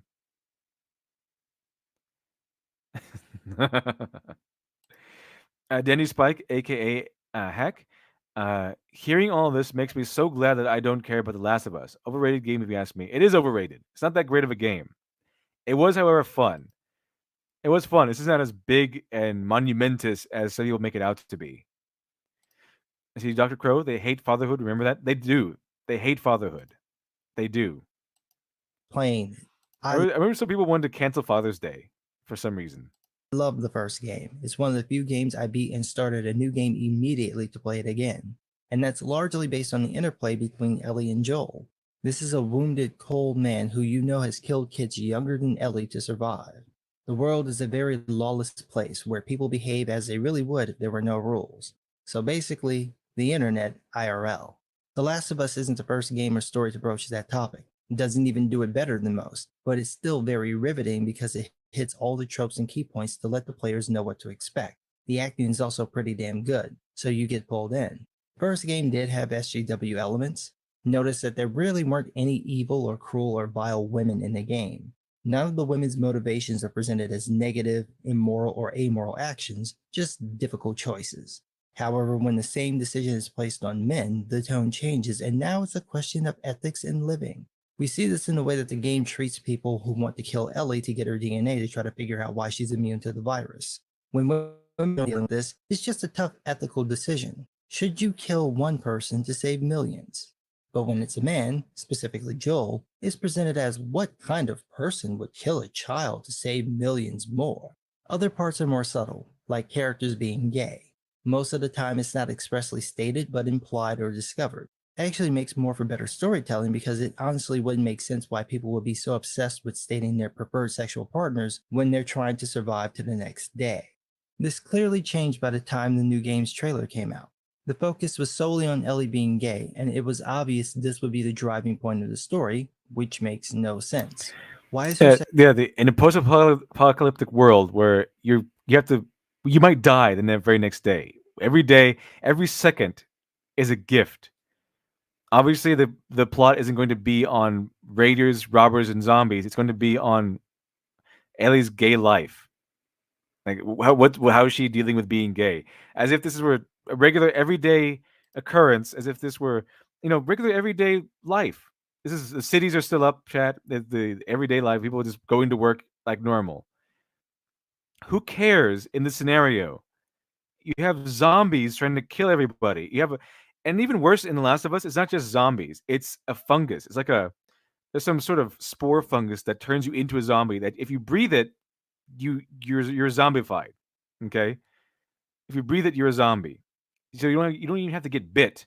You're gonna be passing by a fence or something, and some spores get into your nose through the air, and you turn to a zombie. You're done.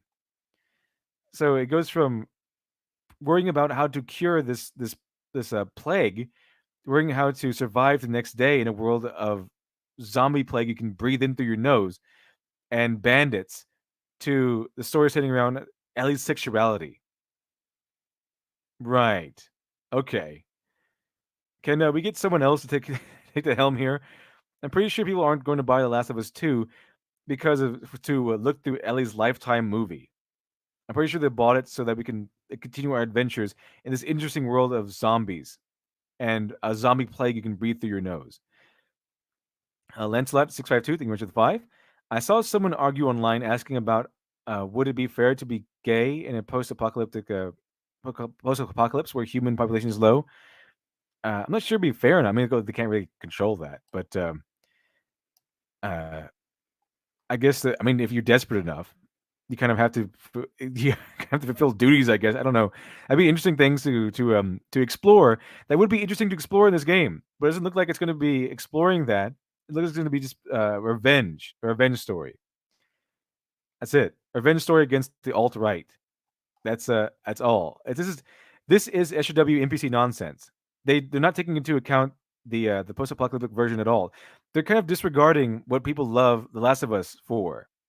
The zombie plague, the post apocalypse, the Joel and Ellie relationship, all that stuff. And placing all of that stuff with, okay, here's Ellie's sexuality and she needs to get revenge on the alt right. This will work in another game, not really The Last of Us. Not really The Last of Us. Sexuality so important? Why would a story of revenge be so important in a world infested with flower zombies? The rumor states that this actually ties back to Ellie's immunity. Apparently, the Christian cult are also immune to the virus and test people by using a cut to a cheek with an infected blade. So, if you're keeping score, The Last of Us portrays Christians, and only Christians apparently, as racist, misogynistic, homophobic, rapists, murderers, because they kill anyone who's not one of them, and genocidal, since they're deliberately infecting people. I'm an atheist, and I'm like, come on, man. You want me to believe that no other religious group, not one, not even a particular one that seems to breed a lot of people who like killing others who don't believe what they believe, no other religious group is violent. And the one that is matches the alt-right Nazi trope going around. Yes, it's exactly what they're trying to tell us. No other religion is violent and trying to do the same thing. Just the alt-right Christians. Those are the bad guys, Chad. Those are the bad guys. Okay. So apparently Ellie's father was an apostate from this group and hooks up with Ellie's mom, who's looking for a cure for the virus. Of course, Ellie's dad is killed because penis, so only her mom factors into the rest of the story. This is so ridiculous and probably not true at all, but the thing is that SJWs are so unhinged and love to tell stories like this that it's totally believable that this is the plot. And it makes what Troy Baker said sound even worse. Why are you warning people to keep an open mind about a game they've been clamoring to play if the game isn't a shit show? If it were totally I don't know. To me, it seems like Troy Baker is trying to let us down easy, and saying he knows how people really want to play this game, and saying, well, just keep an open mind. I know you want to play it. I know you're going to play it. Just keep an open mind. It's a fair warning. Keep an open mind because you're probably not going to like it. Let's see, Lucky Jinx. I'd be okay with being one of the Last of Us on Earth with Ben Shapiro and Milo Yiannopoulos. Yeah, that'd be awesome. That'd be pretty interesting. Let's see here. Dandy Spike. Funny enough, does anyone else know what's different for the gameplay for TLOU 2, The Last of Us 2? Every news I heard is always about the story. And I haven't heard much about it at all. Not at all. Not even a little bit until this came out. fine, you wouldn't say things like, quote, if we have done our job right, people will question everything about The Last of Us 2. I want fans to be able to challenge their own ideas about what this game is, what the world is. Yeah, and Angel That Sword, issue 99. Ellie wouldn't have time to explore her sexuality. Yeah, all these people just these writers and things these days, they went to college and that was it. That was the extent of their life experience. And college was just basically a big expensive babysitting campus. They're babysitting agencies. And that's essentially what happened. Then they just think that, okay, so their priority is exploring their sexuality. Well, they eventually the college is basically heaven. It's just basically a isolated simulation of real life these days. It's not actual real life. It's a simulation. So they think, oh well, in post-apocalypse, then she'll still have all the opportunity to do this. And in the first Last of Us, Ellie was mocking these people. Ellie was mocking all the people who who were so obsessed with going shopping and eating out at restaurants. She mocked those people in the last game. Now she is those people. It seems. if it's the way that they're going to describe it, then it seems to be heading that way. And they're going to, I mean, not the plot, but judging by the uh the the pattern I've seen from the writers who like to instill their politics and everything, Ellie's something probably going to be obsessed with all the things she made fun of in the first game. See, Rock and Helix for $1.99, appreciate that. They don't rebuild society; they just enjoy the end. Yeah, pretty much. Especially if we're talking about the people who are writing the politics and everything. They want the end of society. They want to enjoy the ending of it. They want to tear it all down. Let's see here. Guardian Naga. I'm a Christian. I would never play this. It's insulting. Yeah, they're kind of alienating a lot of a lot of fans, aren't they? Because two things you don't talk about is religion and politics at the table. Otherwise, you're gonna probably lose friends and stuff. So they just went ahead and did both. Did both, chat. They said, "Hey, Christians, you're all evil. You're all evil, all right Nazis, and you're Christian. So and you're genocidal and all that stuff." So I'm pretty sure that's going to alienate a lot of people. A lot of people are going to feel personally attacked because the creators couldn't keep their politics, their personal politics, their personal biases, personal bigotry, quite frankly, out of the game. They just couldn't do it. Who the characters are, everything. That sounds a lot like we changed everything so much you're going to reflexively hate it, and the more you think about it, the more you'll hate it. So Star Wars, Star Trek, and Doctor Who all rolled into one that you actually have to play to experience. Yeah, I think I'll pass. He also talked about the game coming Yeah, I'm with that. Just some guy on this one. I think I'll pass on this one. I think I'll pass on Last of Us 2. There's better stuff I can spend my money on. out, and this was before the game got delayed indefinitely. Quote, I don't know whether people are going to like it or they're going to hate it, but they definitely will not be ambivalent about it. Yeah, how'd that work out for Star Wars? Are y'all going to subvert expectations like Mr. Bubblehead? Because if you are, I'm not giving you my money. I'm hardcore on this. I'm not paying you. Yeah, message to mainstream creators: stop trying to subvert our expectations and then start trying to exceed them. Okay, it's easy to subvert our expectations. A lot more difficult to exceed them. And say exceeding them is what you really should try to be doing. $66 fucking Illinois state tax to sit through hours and hours of progressive drivel. This is why I didn't buy Horizon Zero Dawn. I'm not interested in yet another story where the women are perfect, everything wrong is men's fault, and the main character is basically a man wearing female skin. And if this is what The Last of Us has become, I can just as easily not buy it. I'm tired of the evil white racist trope, and the every female lead is a lesbian trope, and the all men are evil trope. Just like I'm tired of zombie games in general, which is why I don't buy or play many of them. So if these rumors are true, I say, Girodine, why have Catholics? Why not just a group obsessed with having pure humans, and not and anyone not immune is impure and being killed? Why involve God or Catholics? I thought Ellie was unique. Ellie is unique. I think she's the cure to the plague or whatever it is. But why make it a Christian religion? Why make it like a bunch of Christians? Why not make it a whole new cult? Cult. I mean, that was easy to do. Like just use Lord of the Flies logic. Just make a group of people who have worshipped a whole new cult. Obviously, there's going to be a whole new charismatic leader who would make a cult like this to hold it all together, give them doctrine, give them words and things to say and things to believe in, rules to follow, things like that. That would make sense. And you can have your cult, you can have your bisexual Ellie, you can have all of that. You can have your story revenge, you can have all of that without alienating a big audience, like a big population of the audience. Because maybe you have some Christians who won't mind that. And we say, okay, it's just a video game. But you're going to be alienating some people. And why alienate some people? Then you can very easily just get your cult, just make it a different cult. Just make it a non-Christian cult. Okay? You can do that. You can have your cult without alienating so many people. But no. You have your politics, you have to have that in there. You have to insult the people that you personally hate. I see a Lancelot 652. Thank you much for the 5. Appreciate that.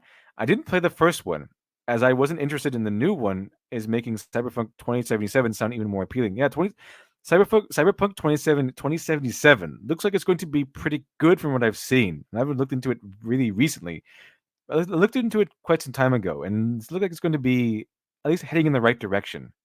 Hopefully it stays that way. Let's see, a Revan Darklighter. That's a new motto. Aim low in expectations, so you will always overachieve. That should be the new motto that we should expect from our mainstream industry products, anyway. Let's see here.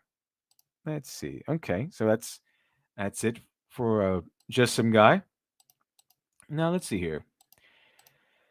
Don't worry, chat. There's more. There's more. There's more. I want to cover this Hello Greedo video. It's not something I want to. This one I don't want to commentate on that much. I just want you to see it before we get into a second Hello Greedo video, which I think will be interesting to watch these two together, one right after another. So, Hello Greedo recently was covered by EFAP because of his quite frankly ridiculous assertion that, well, he complained that canon is a thing. Yeah, these people are so desperate to defend their beloved Disney sequels that they hate the idea of canon now and logic. Pretty much anything that can be used against Last Jedi, they hate it. Retcons have always been a part of Star. So let's check it out, chat. Pump it up right there. Let's see here. A fun cult would see zombies as a resurrection. Yeah, that'd be interesting. That they think that zombies is the next life, or is the next step in human evolution, something like that. That would be an interesting concept for a cult. But they didn't think of that because that would mean they would have to be creative, and being creative is work, and work is not something they do. Work is not really something that these people are interested in doing at all. So let's see where this video takes us, chat. Okay, we share it. The internet gas is caught up with it. And check it out. Mean the addition of more information, changing what came before. Sometimes a retcon is necessary for continuity, even if that continuity is in itself a retcon of another continuity. And sometimes a retcon means huffing and puffing and blowing the entire house down. Retcon, noun, a piece of new information that imposes a different interpretation on previously described events, typically used to facilitate a dramatic plot shift or account for an inconsistency. Let's look at some retcons, big and small, some contradictions, some things I just find interesting. And we'll even take a look at a few fan reactions. In the Okay, so let's go ahead and look at some retcons here and contradictions in the continuity. Because in this video, apparently, Hello Greedo finds continuity at least somewhat interesting and important. So let's check it out. 1996 novella, The Last One Standing, The Tale of Boba Fett, and the 1995 Essential Guide to Characters, Boba Fett's real name was Jaster Mareel. But after Attack of the Clones showed that Boba Fett was a clone of Jango Fett, Jaster Mareel was retconned to be a completely different character. Alan Dean Foster was commissioned to write a Star Wars novel, and that novel was called Splinter of the Mind's Eye. It was released in 1978, and what Let's see, Shadow Loaf knows. Thanks for the emoji with the 5. Appreciate that. Well, the most interesting and valuable thing about your videos is the most expensive prop for a helmet. And nothing else. Do we have to, Satan? I think it'd be interesting. So we don't have to, but I think it'll be interesting to see these two videos together. I mean, we won't watch this whole thing. I just want to watch enough of this so we get the idea before we move into the next one. Was the first expanded universe novel. Splinter of the Mind's Eye was written to be the sequel to Star Wars, and it was going to be used to make a sequel film, if one was ever going to be made. But when Star Wars became the biggest pop culture phenomenon ever, Splinter of the Mind's Eye was scrapped, and the sequel went in a completely different direction. In the novelization of Return of the Jedi, Obi-Wan Kenobi said that Owen Lars was his brother. The young reader's novel, Jedi Apprentice, released in 1999, also mentioned Obi-Wan's brother as Owen Lars. And Owen Lars was explicitly described as the, quote, brother of Obi-Wan Kenobi, close quote, in the Star Wars customizable card game re-released in 1995. Erebesh first appeared in Return of the Jedi. It can be seen at the beginning of the movie on a monitor as Darth Vader's shuttle approaches the second. I wanted to point out that Hello Greedo has put a lot of put a lot of emphasis and a lot of attention in uncovering these retcons, which is, by the way, as he said, different interpretations in continuity, changes in continuity to explain inconsistencies, and he's kind of perturbed by these inconsistencies, isn't he? Kind of intrigued by them, you might say. Let's see, Barry Bend.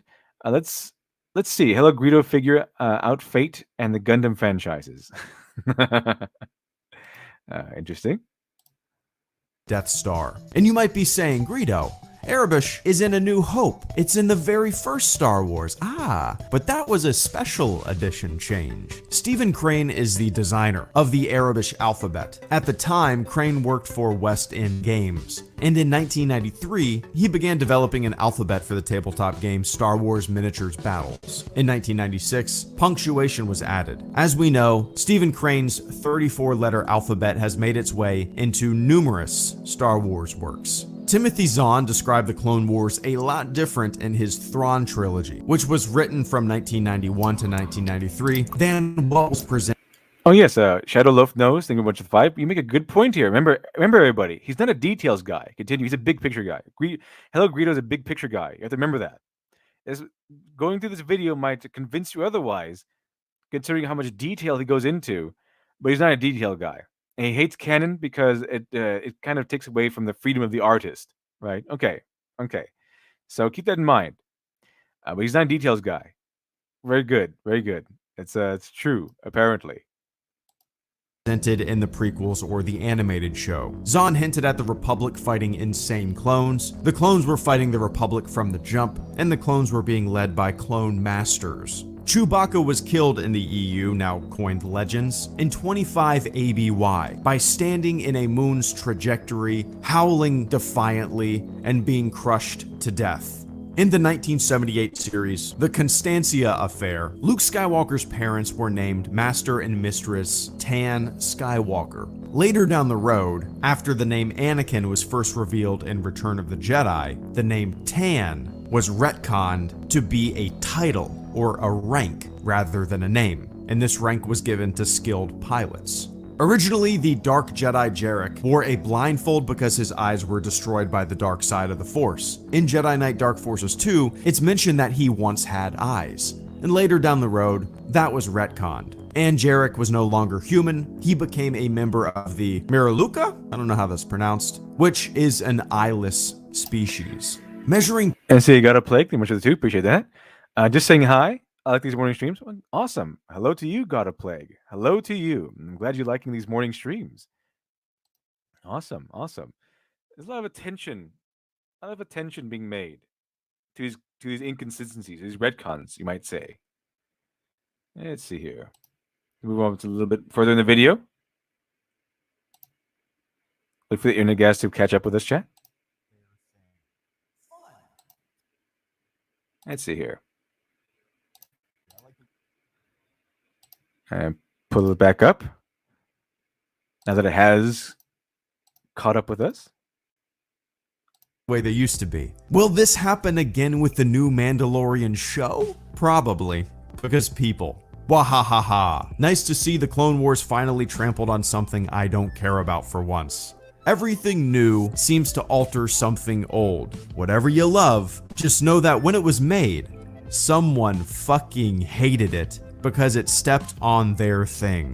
Fun! Kyle Katarn originally stole the Death Star plans on Danuda in Dark Forces.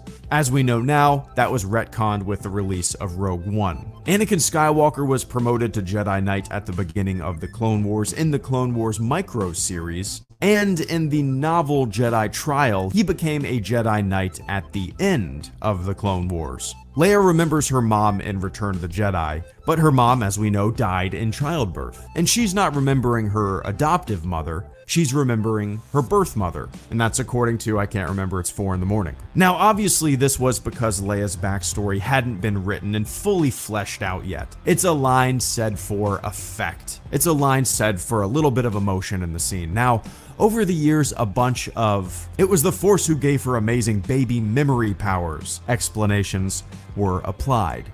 Just fine, whatever. The episode 3 novelization says that she, quote, stared intently in Padme's direction, as if she wanted to memorize her face, close quote. A line to fit in with the line from Return of the Jedi, I suppose. Whenever anything is said, for whatever reason, there has to be a cut and dry explanation, I guess. And it can sometimes feel a little goofy. But what I find interesting in all of this is the new canon Return of the Jedi novelization released in 2015. It adds a line of thought in Leia's brain during the exchange between Leia and Luke. Quote, she was very beautiful, kind, but sad, says Leia. But she is unsure how she knows this. Unsure, in fact, if she really did ever see her mother or just invented these memories to fill the hole in her life. Close quote. I like that. We're unsure. She's unsure. So many layers. You really like this continuity, don't you, Kylo Greedo? You like this explanation, like the fleshing out of the lore, you might say. You kind of like that, don't you? Really interesting. Really interesting. I'll keep that in mind. Keep that in mind, because according to, I think we're both in agreement here. Continuity is important. Seeing things being corrected is important. Inconsistencies being corrected, important. And he seems to be worried about old things being wiped out, or he seems to be worried about people getting angry that old things were wiped out, making fun of them for being angry that old things are being wiped out for the new. We'll see where it goes from here. Retcons and fan fillers. It's interesting.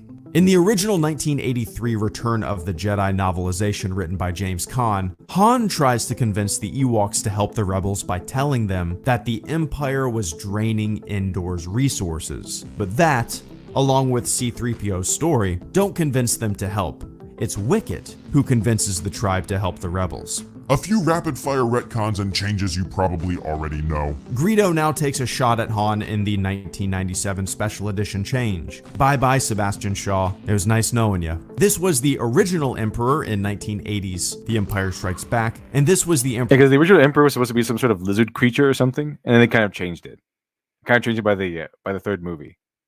In the 2004 DVD release. Boba Fett's voice was changed in the 2004 DVD release from Jason Wingreen to Tamora Morrison. Anakin's eyebrows were removed in the 2004 DVD release. A new song called Victory Celebration replaced Yub Nub at the end of Return of the Jedi in the 1997 Special Edition. Shots of Coruscant, Bespin, and Tatooine celebrating the end of the Galactic Empire were added. The previous EU was scrapped. Does that mean Boba Fett did actually die? Well, that's not confirmed or denied in the new canon. It hasn't been decided yet. I spent an hour reading a bunch of stuff just to be able to confidently say that last sentence. People are calling it Schrodinger's Fett, which is a spin on the Schrodinger's cat thought experiment. This scene was way different. This CGI Psy Snoodles didn't exist. The song was completely different. The original song is called Lapti Nek. The song that replaced it in the 1997 Special Edition is called Jedi Rocks. I fucking hate this change. As Owen Good of Polygon said of the song... You hate this change? So you don't like the changing continuity? Think it's it was better the way it was? Quote, an overproduced intrusion that takes twice as long to add nothing, close quote. For 4 years, from 1977 to 1981, Star Wars was just called Star Wars. And then the retcon that changed it all. In 1981, for the film's theatrical re-release, the title Episode 4, A New Hope, was added. There are a lot more internal retcons and changes in Star Wars. Maybe I'll make a part 2. Bye. Yeah, he seems pretty obsessed with these. He puts so much time into this. I think it might be a little important to him that for continuity might be a little bit important. Canon, and the fact that he hated this new song that they came out with in Jabba's palace. I say Rocket Salix for $1.99. This guy is reading a wiki article. It changed my mind. I'm pretty sure he is. I'm pretty sure he's just read a wiki article on differences people found. Mark in 3D. Thank you much for the 400 huffs. Perfect for today. Perfect for 4/20/2020. I hate his tone. He sounds so uppity. He kind of does. He kind of does. Let's see. Hopefully his background music doesn't get us taken down. Because if it does, I might have to delete the stream if they come after me, or they might delete the stream. But let's go ahead and go over this other video chat and see. Then we saw him spend 14 minutes going over continuity errors or retcons and things. Let's check it out. See what he says about continuity and canon in this video. Go ahead and do this. And let's get started. Welcome to the sandbox of Star Wars creation. Thank you, Villa Guido. Thank you for the welcome. I feel at home already. We can make anything we want. I'm going to put it back on screen. Now that is caught up with us. And it's called Can Excessive Detail in Canon Impede Creativity and Fun New Ideas? See, he's not a details guy, chat. He's definitely not a details guy. Your only limitation is your imagination. Except you can't do that, though. Hey, you can't do that. No, but there's laws. You're not allowed to do that. You're not allowed to do that. You're not allowed to do that. You're not allowed to do that. You're not allowed to do that. You're not allowed to do that. When does canon? When does a strict adherent fanboys?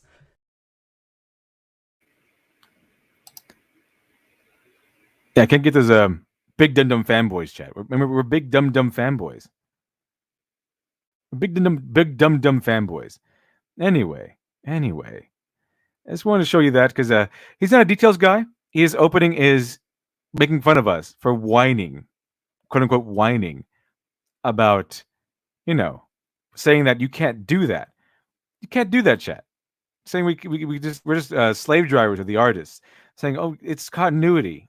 You can't do that. You can't do that. And see, Lens Slat 652, actually 2. Of course, Guido reads from Polygon. Oh, I didn't even notice that. Let's see here.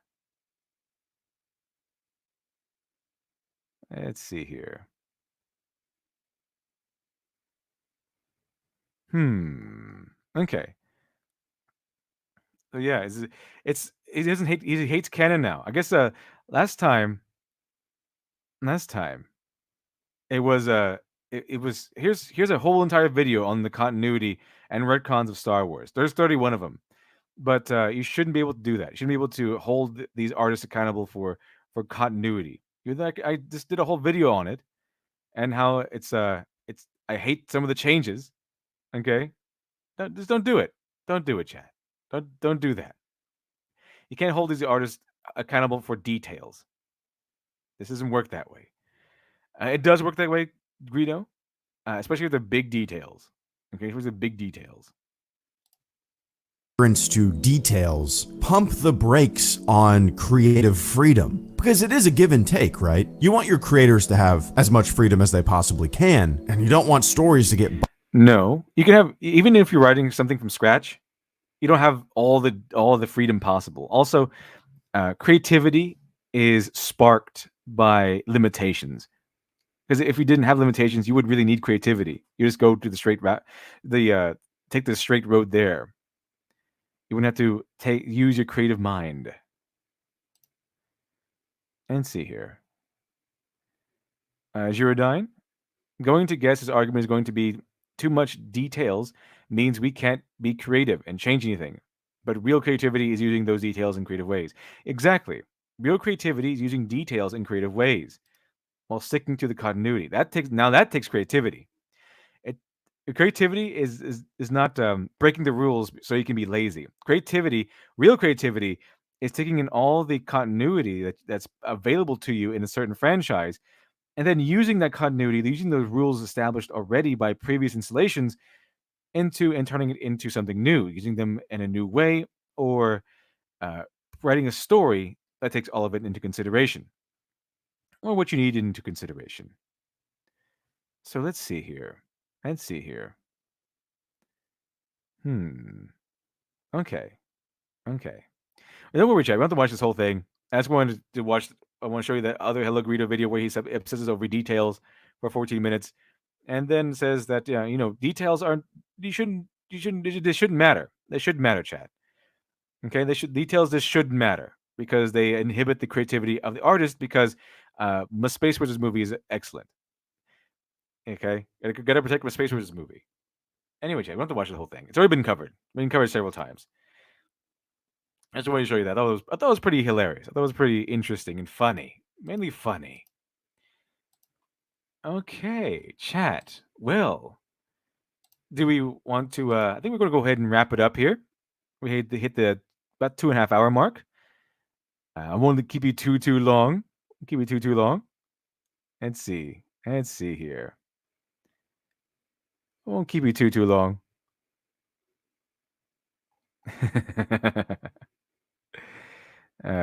Okay, so I'm going to go ahead and wrap up the stream here about 2.5 hour mark. Not too bad. Not too bad. I hope I won't keep it too long, so you can go celebrate your 420 2020.